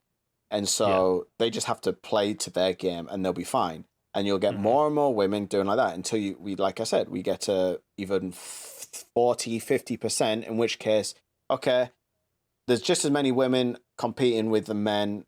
Right, let's just get rid of these women male leagues because there's no reason for that. And we'll put them together. And then, you either be an A and a B league or you have an A league and the rest of them you get good. Men and women. It doesn't matter. Yeah. Yeah. And then it's definitely doable, I suppose. And that's where you'll see the natural progression of things, I think. Yeah, it's just going to be a really, really hard progression, I think. Yeah. At what point does it fully switch over? At what point do you cut out those 100 people and be like, hey, you're fired. We're getting rid of this. Because now, the only thing I actually know about is the WA or the WNBA and the NBA. Because the WNBA is funded by the NBA. Right. The WNBA doesn't really actually make any money. The players make a higher percentage income based on what they bring in the WNBA than the NBA. But the thing is, the NBA just literally brings in more capital, so they're able to funnel a lot of their stuff into the WNBA. So all the excess money from the NBA goes into the WNBA. And then there was a lot of people in the WNBA being like, hey, we should get paid the same as the NBA players. And everyone's like, no, you don't bring in the numbers, Yeah. I think that would be really good if the girls or the females end up playing with all the males, and you wouldn't have any type of you could do it that way because of the fact that everyone is, you're attracting the same because you're on the same team. Well, I suppose the stopgap solution to that is the women's league has to sell the TV rights to broadcast their games. I don't know if they are broadcasted and what their sort of revenue stream. They do broadcast the WNBA games. The thing is, they just don't get as much money. They don't sell as many seats. They don't sell as much merch. Can you name 3 WNBA teams? I couldn't tell you 3 NBA teams really. You don't know 3 NBA teams? I know the Chicago Bulls because of Michael Jordan. I know the Boston Celtics, I believe, is one because there's a lot of Boston people who like the Celtics. Yeah. I think there's the one called the Pistons. Yep. Is there a I don't know any others. Do you know any other like really big players? So there's obviously the current big one is LeBron James, right? Do you know what team he plays for? Oh, there's the Cleveland Cavaliers because of him. I remember that one. There you go. Oh, see? Miami Heat. Miami Heat's another one I remember. Yep. Yeah. Okay, we'll get there. All right. We'll get there. Can you name any WNBA team? A single one? No. But America basketball is a very American sport. It's hard to. Hey, it's popping off in Japan. Get the fuck out of here. Isn't the national sport really. Japan baseball? Yeah. Yeah, I thought so. It's like, okay, it's Little League baseball. All right, fuck off. Okay. It's not baseball. It's Little League baseball. Okay, whatever. Yeah. Okay, I guess. I mean, yeah, women's sports naturally are getting, well, I say naturally, are getting less exposure, but I think that's down to the leagues and what they're doing with it. We've got the same problem with football. We're trying to promote the women's game over here a lot more. Women's soccer was popping the fuck off over here, like during the World Cup in Canada. 15 years ago. It was like 15 or 20 years ago. It was huge. I think what you generally huge for like. But 5 is that not years. when the US team were doing really well? Probably. At first, you get that with every tournament. The sport of that country, or the country, if your country's doing well in a particular sport, that sport pickup will generally go up, and it'll spike for a period of time.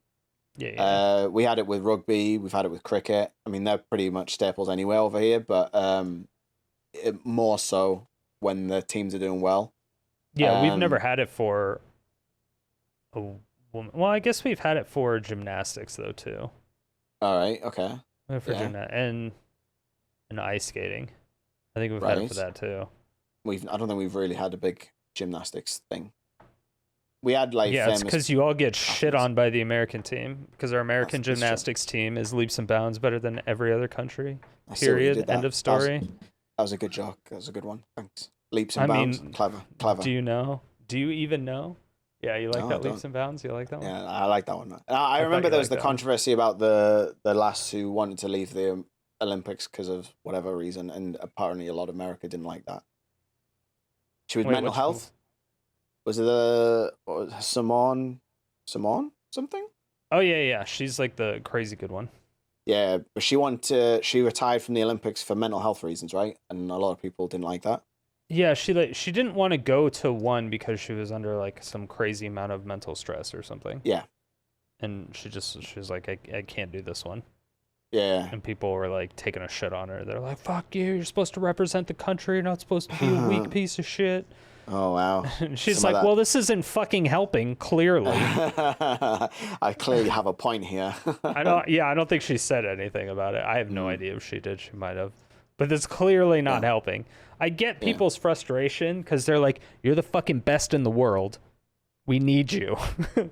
I think we need you here. Yeah. Like it's more the frustration because it's like we had all of our eggs in your basket.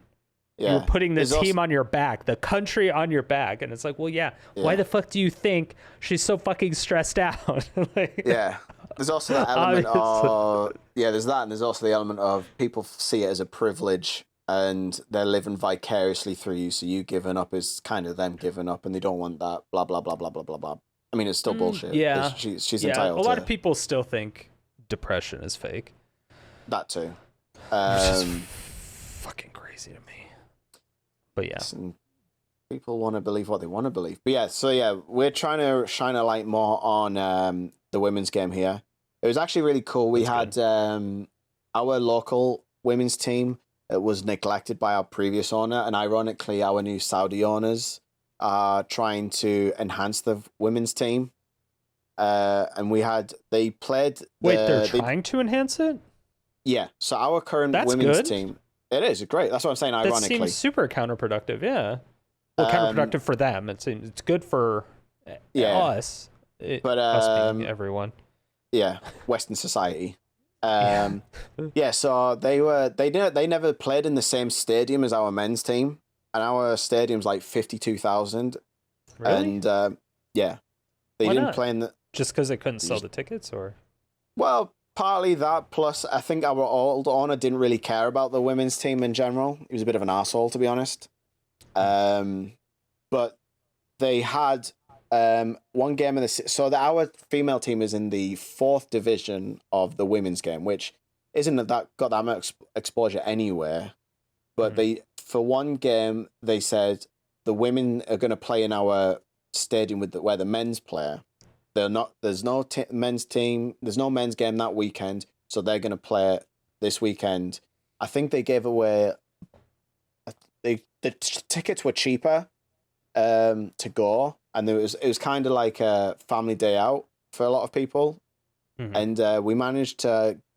I think we broke the record attendance for a female game, which was 22,000 to watch a 4th division women's football match, which I thought was pretty cool. And it was a lot of the girls that played were local to the area. And so for them, they got to play in the same ground that their heroes played in front of all of the fans that they... Fucking awesome. Yeah, it was... Fans so to see that part of. Yeah, exactly. And so for me, that was like a proud moment. And I think that's what we're going to start. I'm hoping that kicks on other places as well. I hope that continues. I was meaning to go, but I had a day out with something else planned with the little man. Oh, you got to go? That was what you said? No. I'm saying that I would have gone to that game. But you would have gone to that game. Oh, okay. Yeah. I was like, oh, shit. That's right, because I know you said you had to go sometime. Oh, no, I got plenty of time. The party's not for another 4 hours. Oh, my God. Yeah, what time is it there? Is it like 6 a.m.? 20 past 7 in the morning. How long have we been doing this? 3 hours? All right. 3 hours. Certified's going to kill me. We might actually need to wrap this up kind of soon. Maybe we'll have to do a part 2 sometime. Yeah. We didn't even talk about the UFC. I've got the UFC results, man. Oh, that's right. Okay, what are the results? Wait, should we talk about the result? I don't even know who was...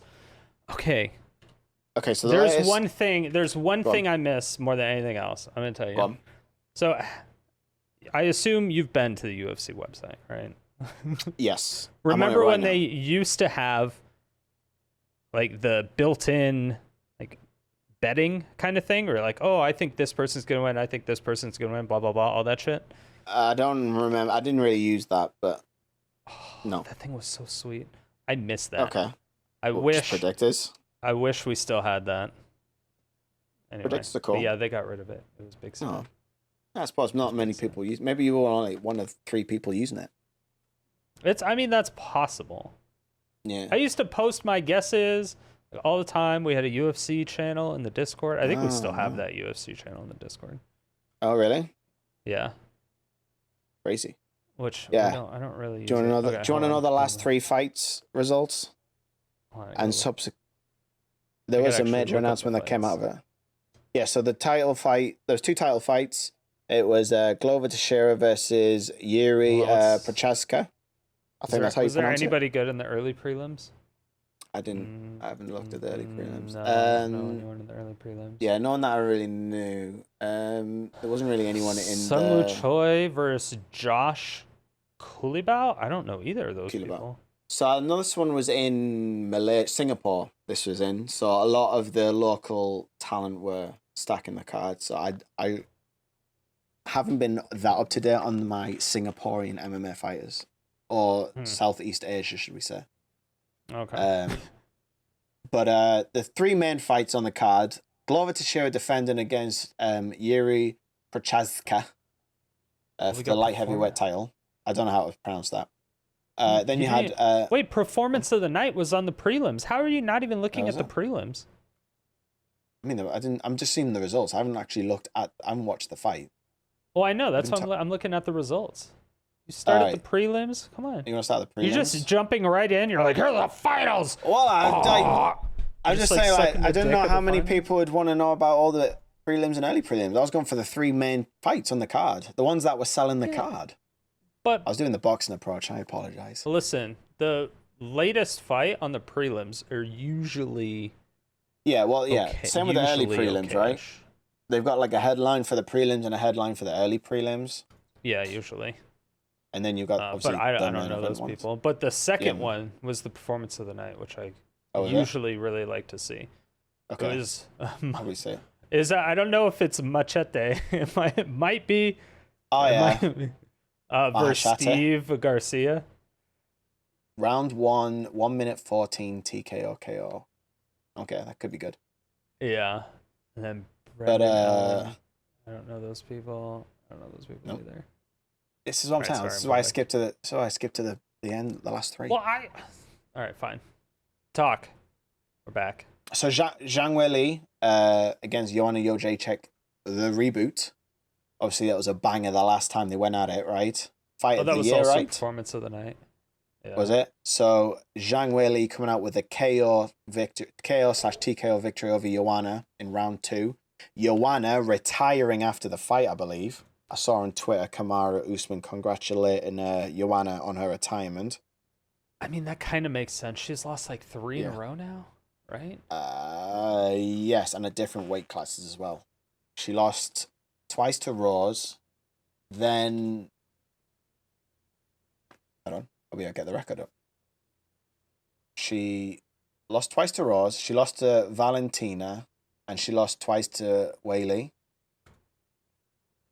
Oh, but she has okay. So her last fights were two losses to Rose. Then she won against Tisha Torres. Then lost to Valentina when she challenged for the 125 belt.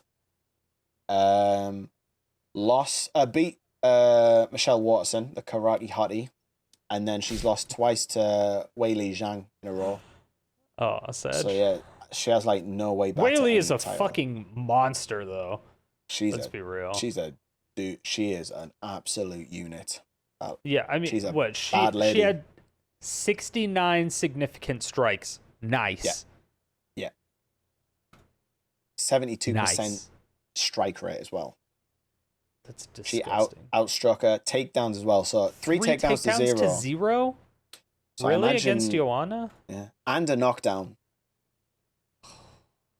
She's got that traditional. I think we've always been seeing it, but the more well-rounded a fighter is, the better they are, right? So Joanna's got that Muay Thai base and doesn't have much else. She has grappling from Muay Thai, but that's all about just. She has more takedown defense rather than an actual ground game. She wants to keep you on the feet, pick you apart, and she'll defend the takedowns, which is what's been her bread and butter for while she was on top. Yeah, exactly. But, that's what I always remember. Yeah. She ground and pounded the shit out of people. She was a little bit too cringe on the microphone for me. I'm not gonna lie. She tried. She's trying to sell the fights industry, so you just gotta let that slide. Yeah. No, I understand. It was a bit too cringe. I mean, she needed some coaching. Yeah, I think it was also being Polish and English not being her first language she's not always gonna express herself to the best of her ability. So if she's not that good on the mic anyway. She could talk some shit in Polish though. Oh, she could definitely talk some shit in Polish. Yeah, if she was like really. She was convinced. She knew exactly what she was saying. She could talk shit in Polish, and then at the end, she would just be like, "That's right, I said it, motherfucker," and then just like walk away. You don't have to understand a single fucking thing she said. She could have said nothing, just complete gibberish. She'd be like, "Oh shit! Did you hear that shit? Damn! I have beans with my toast." I know. Yeah, exactly. It could have been some crazy shit, but it wouldn't have mattered as long as she was like, there was conviction in what she said. You know. I know, right? So yeah, that's the end of Joanna Jędrzejczyk for now, at least. Anyway, she'll go down the Hall of Fame because she was a pioneer for women's MMA. Oh yeah, she was disgusting. So I think her career is well and truly complete. Then you've got Valentina, the absolute. She's also she's fucking ridiculous. Yes, but listen, she wins, but only by split decision. Now that's a story in itself. Talia Santos, take a bow. No, I've not seen it. I think it was going on while we've been talking, so I've not been able to. I think when we started is when the Whaley and Joanna were fighting. So he missed it all. But to get a split decision against Valentina, that's the closest anyone's come at 125. I'm interested to see number 2 on that one. I'll probably watch that one, watch that back and see what the crack is. And then Yuri winning the belt off Glover. Glover not being able to get one defense of his belt, which makes me sad, but at the same time, that is a little bit sad. But I don't think he is super old. I was surprised he won it in the first place. I was all. I mean, like, what the fuck? At that weight, and when you have that much experience, I mean, sometimes it only takes one. He's 42. 42. Fucking hell, the guy's timeless. He's barely older than I am. Right. He looks way older than 42, though. I know. That's what MMA does too, though. Yeah, that's what MMA does too. It's probably from the MMA. Let's be real. Probably getting punched and kicked in the face, you know. I mean that would do some stuff. Yeah, but he beat some bad people, you know. Back in the day, fuck yeah. Santos. Where did he get the belt? Blachowicz. Who did he beat for the belt? Blachowicz. I don't even think I said. Who did he get the belt from? He got the belt from. He won. Wait, what is this? What is he this won. No, it got class? vacated. It got vacated from. John Jones vacated it because he did his naughty things as usual because he's a fucking tool. And then Jan beat. Who the fuck did he beat for that? He is a whole. Yeah, he's a bellend. He beat Reyes. He knocked Reyes out for the belt. He fucked him up. Oh, what was it? Because it was during that Polish Cannon age. He went on an absolute tear because he lost to Santos, and then his comeback fight was against Rockhold. And remember when he left hooked him into oblivion? Oh shit! Yes. And then he went on a crazy spree. He beat poor Luke. Fucking Jacare. Then he beat Corey Anderson, knocked him out. Then he knocked Reyes out because he made Reyes do. Did Reyes do the chicken dance? I don't know if he did the chicken dance. And then he defended against Adesanya. Adesanya moved up. Wait, he defended against Adesanya? Yeah, he won by unanimous decision. He kind of just laid on him, to be honest. He just outweighed him. Makes sense. But I think he won like 3. It was a unanimous decision, but it was like 3 rounds to 2 on all the cards. And then he lost to Shearer, and then he just beat Rakic, but Rakic fucked his foot up. I think it's gone down as a KO, but I think Rakic like broke his ankle or something like that. Christ. It was one of those ones. And so Glover does not lose like at all. Holy shit. Yeah, he went on a tear. He just couldn't beat. I think like the times he went, he was near the top. He was like a Bisping, and then Eric. Teixeira reminds me of Bisping, in which that he was always rising, and then he would lose to like a top athlete, and then it took him till a very long time to actually win the belt. I love Bisping. Bisping's obviously a favorite of mine. He's fucking ridiculous. He is funny though. Mate, he won it with one eye. That guy's a fucking animal. Yeah, I hated him on The Ultimate Fighter, to be honest. I loved him. But he was so funny. Did you really? Yeah, because he's typical. That's typical British humor. Like, he'll take the piss out of everyone, including himself, and it's funny as fuck. I fucking hated him. The more people get annoyed, the funnier it gets. But he wasn't being funny. That was the problem. He was just like a dickhead. Was this when he was a coach? Or... Oh yeah, but that's because no, not when he was a coach. When he was on it, like season 3. Yeah. I don't think I watched that. Whatever season one, it was bad. Like when he was a coach, it was fine. After he won, it was just when he was on the show initially, it was like, I did not like him at all. And near the end, he got better. Like near the end, he got better. But then after that, once he was in the UFC and he was actually fighting a bit, he became funnier and it was a little bit better. And then once he got to commentary after that, he was even better. Like, he's pretty fucking funny. I like the guy. He's pretty, but that's like typical working class British humor, is what Bisping shows. You'd have to see, watch the show then. Watch the show because it's not British humor. It's not. See, I can understand British humor.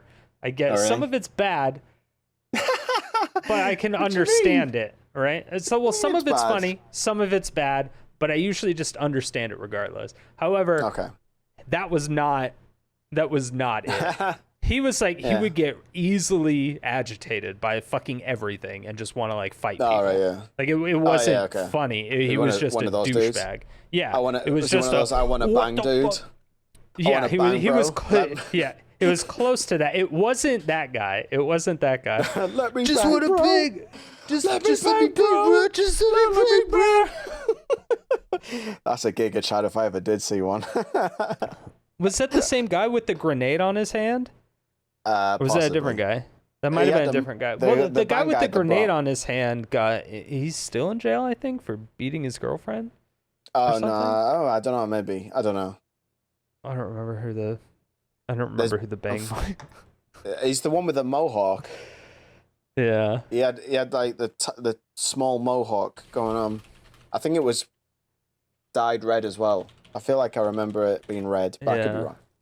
I had to find him. Just let me bang, bro. I just want to bang. I just want to bang, bro. Let me bang. Jillian? Sounds about right. Name? Jillian Lane. I gotta see if... I don't think he's... So, oh, no, the one that has the tattoo was like the machine, or... No, not the machine. Oh, the one that got done for when his girlfriend was Christy Mack, right? Yeah, he was like War beating Machine. War Machine was his name. It was Machine. Oh yeah, that cunt. But War Machine. Yeah, that guy. Yeah, that prick. That guy was also on The Ultimate Fighter. Oh, was it? Yes, I do remember that. Yeah, that's right. Yeah, Bisping was like that guy. Bisping was that guy.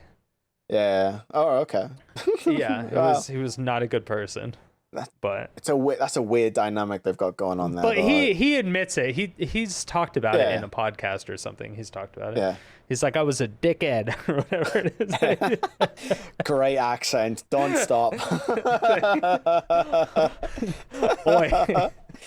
All right there, love. All right, governor. Come on there. I do love Americans trying to do. I mean, we're just as bad, I guess, doing American. I can't do any of them. It's so bad. They always go Aussie for some strange reason. I'm surprised they don't call everyone Sheila because they're always trying to go Cockney, but then it sounds like an Australian. And it really does. I just don't know. All right, mate. Well, I always go Boston. I always go Boston with it. All right. Okay, I don't know that's why. interesting. Yeah, it is. Whenever I try to do a Welsh accent, it goes Boston. Welsh. Which I didn't know until Friday when I was trying to do the accent, and people were like, "Why do you sound like you're from Boston?" I was like, "No, I'm from Wales." And so I had to bring up videos of like different accents, and then we watched like a 20-minute video on different accents. Yeah. It was so fucking stupid. I was listening to. So we have a comedian. You might have heard it, Jimmy Carr. You guys have heard it. He's done stuff, right? Yeah. So he was on a talk show, and he was I love him. I've been to one of his shows. It was really funny. He was teaching. Who's he teaching? I think he was teaching Americans English accents and like key words to say. So, like, if you want to do my accent, which is loosely Geordie, which is Newcastle and like the northeast area, the word you need to know is roller coaster, pooper scooper, and Kawasaki. And the way you do it is you do roller coaster, pooper scooper, Kawasaki, because that's what a lot of us talk like. They're like, that's how we. That's like, yeah. Read that like, how you doing there, pedal? Like, that's how a lot of people talk. Hey, that's the accent up here. Interesting. And then for Scouse, which is Liverpool, you want. How can all of you do all of your accents? Because we grow up and see all these different accents. They're not that far away from each other. Remember, we're very close. That's true. In comparison. Yeah, we're like super far away. Yeah, so Liverpool is can of Cork, chicken, and I always say Steven Gerrard, and you go, I want a can of Coke and some chicken, and I fucking love Stevie Gerrard. Stevie Gerrard, right? That lad. Fucking diamond geezer, that lad. That almost sounds like a weird-ass Scottish. Well, it's northwest, so that's northwest-ish. Okay. Scottish, I can't do Scottish. It's like, there's been a murder. That's usually the common one. There's been a murder. But the thing with Scottish, like, Scottish is, there's even in Scotland, they've got their own little, levels of Scottishness. The one most people do is the Glasgow one, which is kind of what that one was. I can't really do any of the other ones.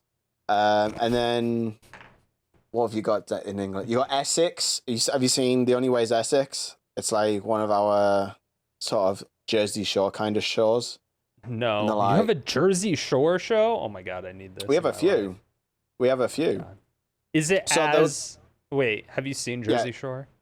No. I know there's guys called The Situation and there's a girl called Snooki, right? And yes. But if you haven't seen Jersey Shore, you may not be able to compare it. No. Is that do they just go out drinking and shagging around? I mean, yes, but okay, so we have it's a little bit more common. Okay, so our version is... These are degenerates. They're like yelling and fight. They're all Italian. Like the obnoxious, loud Italian, but also from New Jersey. And also, just graduated from high school in the middle of college. So they're super horny and they're all very vain. So they'll just like... They only fuck hot bitches and they only fuck hot fuck boys. It's that whole thing. Like that. Yeah, that's all they do. So our closest one is actually the one based in Newcastle called Geordie Shore. We have that one. Yeah, it's the exact same premise. It's social delinquents out on the piss, doing all sorts of crazy shit.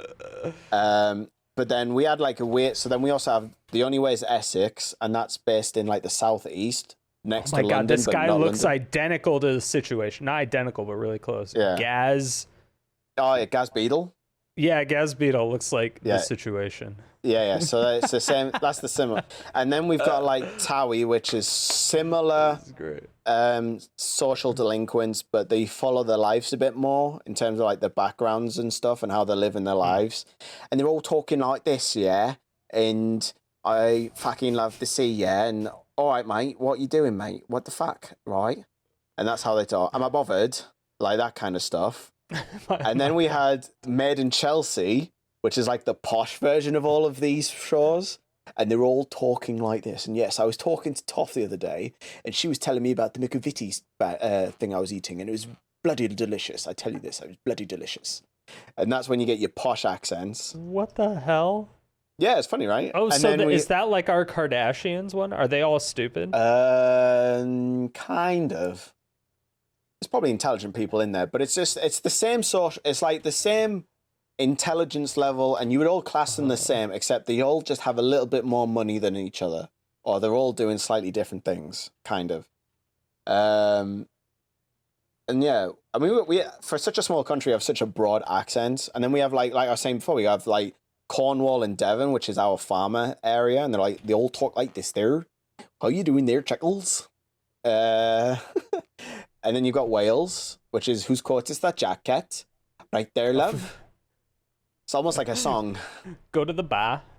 If you can guess how many ferrets I have in this bag, you can have them both.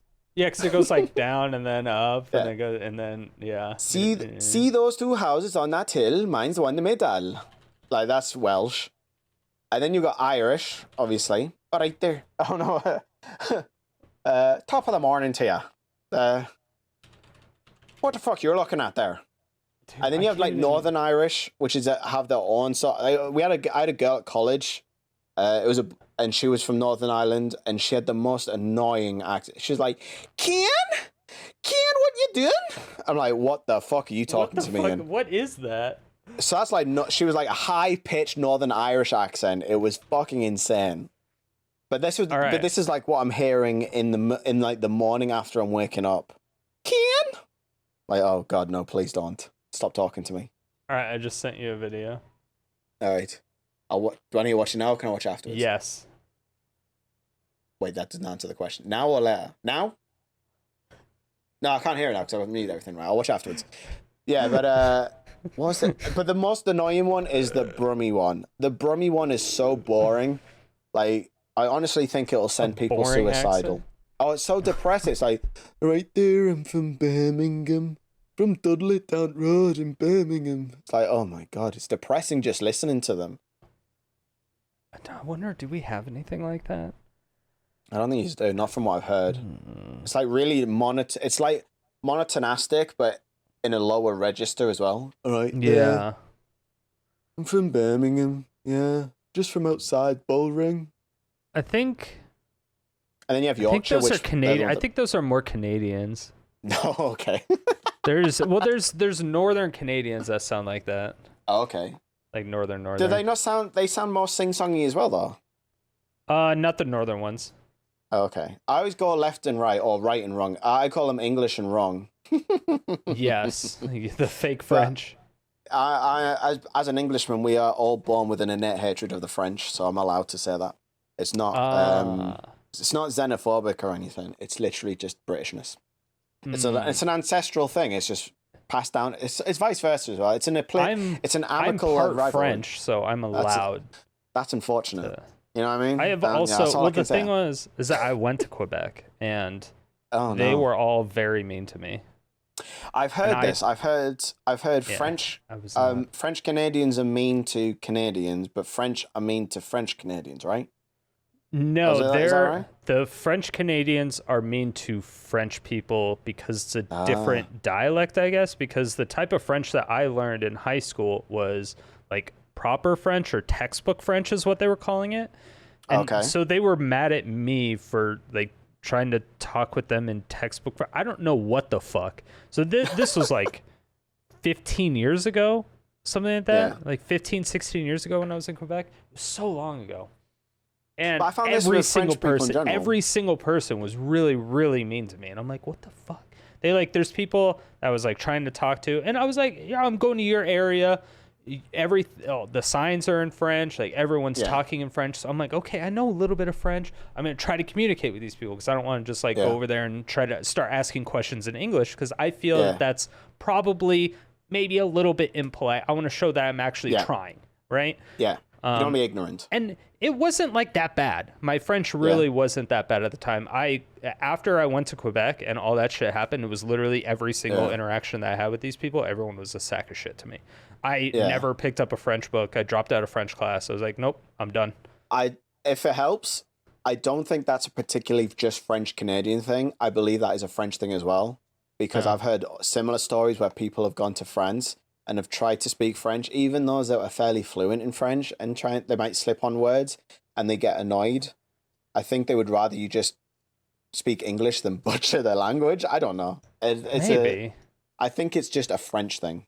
But again, I'm English and I have a natural bias against them. Some people are like that in America too. If you have like a really thick English accent, people get really frustrated when like they can't understand you or something. What, as in like British English or? No. Like if you're Spanish and you're in like if you're from Mexico, rather, if you're from Mexico and you're in like some super white area. So if you're not in Texas or California or New Mexico, like if you're somewhere that's not in the South, like if you're going in the North area and you're trying to speak English, it's New York. People are like, okay, this is not. What are you talking about? This doesn't make sense, and they kind of get frustrated. That's just assholes. Yeah, people are just always in a hurry. Yeah. Listen, assholes come in all shapes and sizes. True. Doesn't matter about the language or whatever. Assholes exist. I mean, I'm an asshole, but... Well, I mean, I think you're allowed to be an asshole. It's just how you express that assholiness. Because I'm an asshole. My wife also laughs at me like, you know how people say they have a resting bitch face? I have a resting disgust face. And it's usually because I'm disgusted by most people's actions and words and how they behave. And I just think, why? So that's why you've been looking that way this whole time. Yeah, that's why. You've obviously... I mean, I'm having to put up with you butchering my English language for all this time. I mean, first of all, your accent is completely fake, so don't even start with me. Do you know what it is? It really is. It's only because I've lived here for the past 10 years that I've picked up any accent. But like I said, I was an army brat, so I've never really grown up with an accent. Yeah. Or I've never been around enough people to develop an accent from that area. Well, yeah, but they're all fake accents anyway. Because if you put any of the people from your area, you put them in a movie, you put them on a track, and it's perfect English. And then you put them in whatever, and when you talk amongst yourselves, it's perfect English. But then you start talking with anybody that's American, and you try to fake some weird ass accent. I don't know why that is. It's so weird. Just accentuate. Because then we can say shit that you don't understand, and then we can be insulting you to your face. Yeah, what's that all about? It's a fun thing to do, man. You know what I mean? We can call you an absolute Is that a message crank. that was sent down from the lizard people up high? Yep. The lizard people spoke down to us. It's a credo of ours. It's when you were with each other, treat everyone with speaking perfect English. Are you going to get assassinated now that you said that? Are you allowed to say that? I've outed them, haven't I? So maybe, I don't know. I knew it. You heard it here first. Oh, shit. They know my city I'm in, so fuck. Oh, thankfully it's a big city, so... They don't know me. They don't know who I am. Where's my tinfoil hat? Shuffle over there. Shuffle truther. I know. I have one. Damn it. I know. Where's yours? I haven't got one. The power of the beard. I've got my bald cap, I guess. That's about as close as I've got. It's close enough. It'll reflect shiny things. It's almost like a wave of something. Yeah. Bounce them off. Bing, bing, bing. Exactly. It's fine. I'll be safe. The lizard people don't. I'm too low down in the cogs to be worried about. I don't have enough time to think about the existence of lizard people. I just read these while I'm on the... Honestly, that book I showed you, the conspiracy theory one, it's a great toilet read. I swear to Christ, every conspiracy theory is concise to 2 to 3 pages. Perfect poop time. So you're pooping, I'm reading a conspiracy theory. It's great. It keeps me, my mind ticking over whilst I'm pooping. Everyone should find a good poop material to read.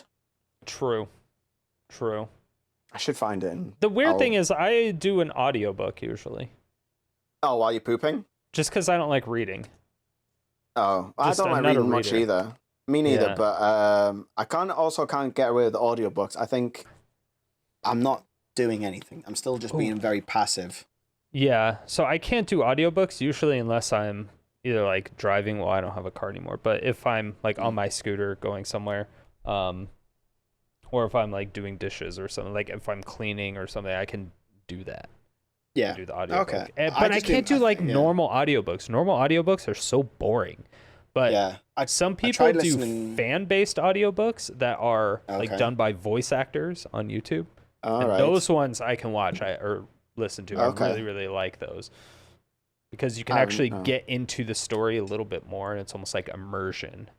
Okay. No, I've the only one I've tried is The Hobbit, and I can't remember who was reading it. It might have been Stephen Fry. I'm not sure. Oh, interesting. But yeah, you gotta try Overlord. Overlord is a shit. That's the one I'm working on still. All right. Okay. I'll probably will do. I'll have to send it to you. Yeah. It's clapped. goated. I think I do now. I think I know. I actually have to go. yeah, it's super long. Okay. It's already been a super fucking long time. Yeah. All right. Why don't you let? Sorry. Why don't you let everyone know where to find you once again?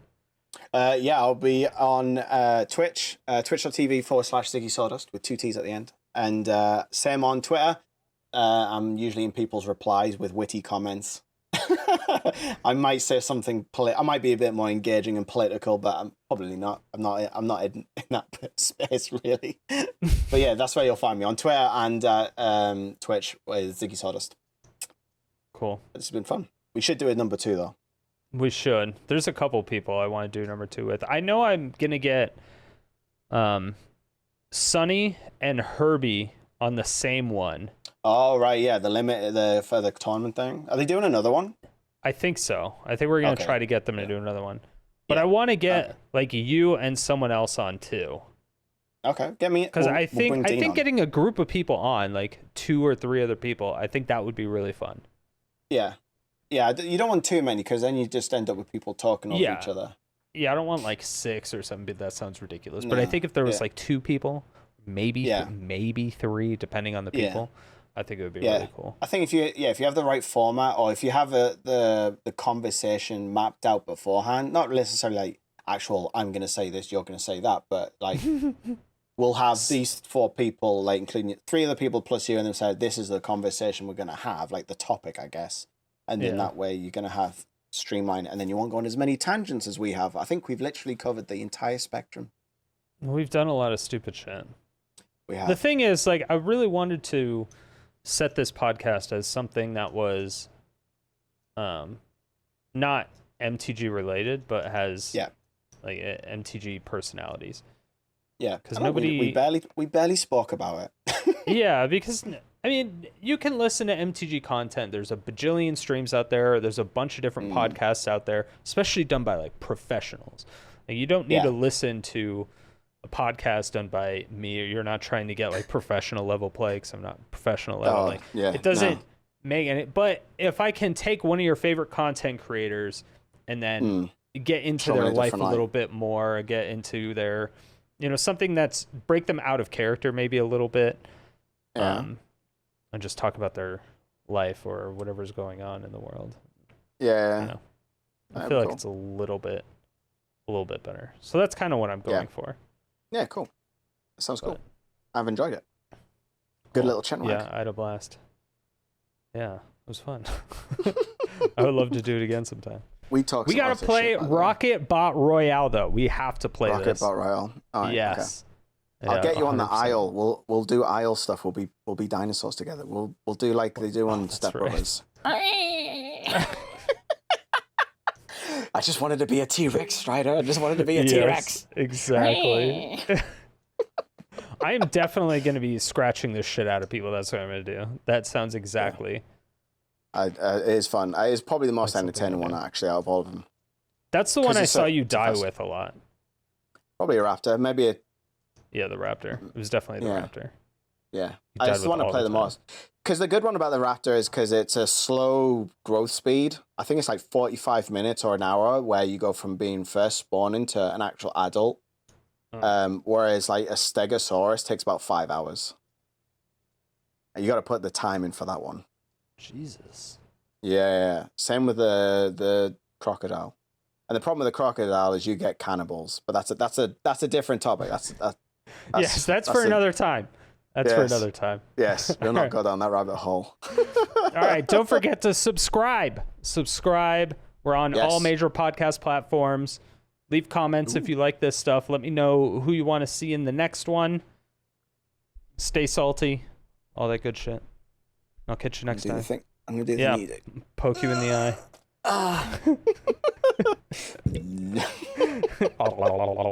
Thank you all so much for watching to the very end. I do appreciate it. It helps the channel grow, especially since it's a new one. So please share it with anybody who you think might be interested. Hit that subscribe button, bell notification, and leave a comment.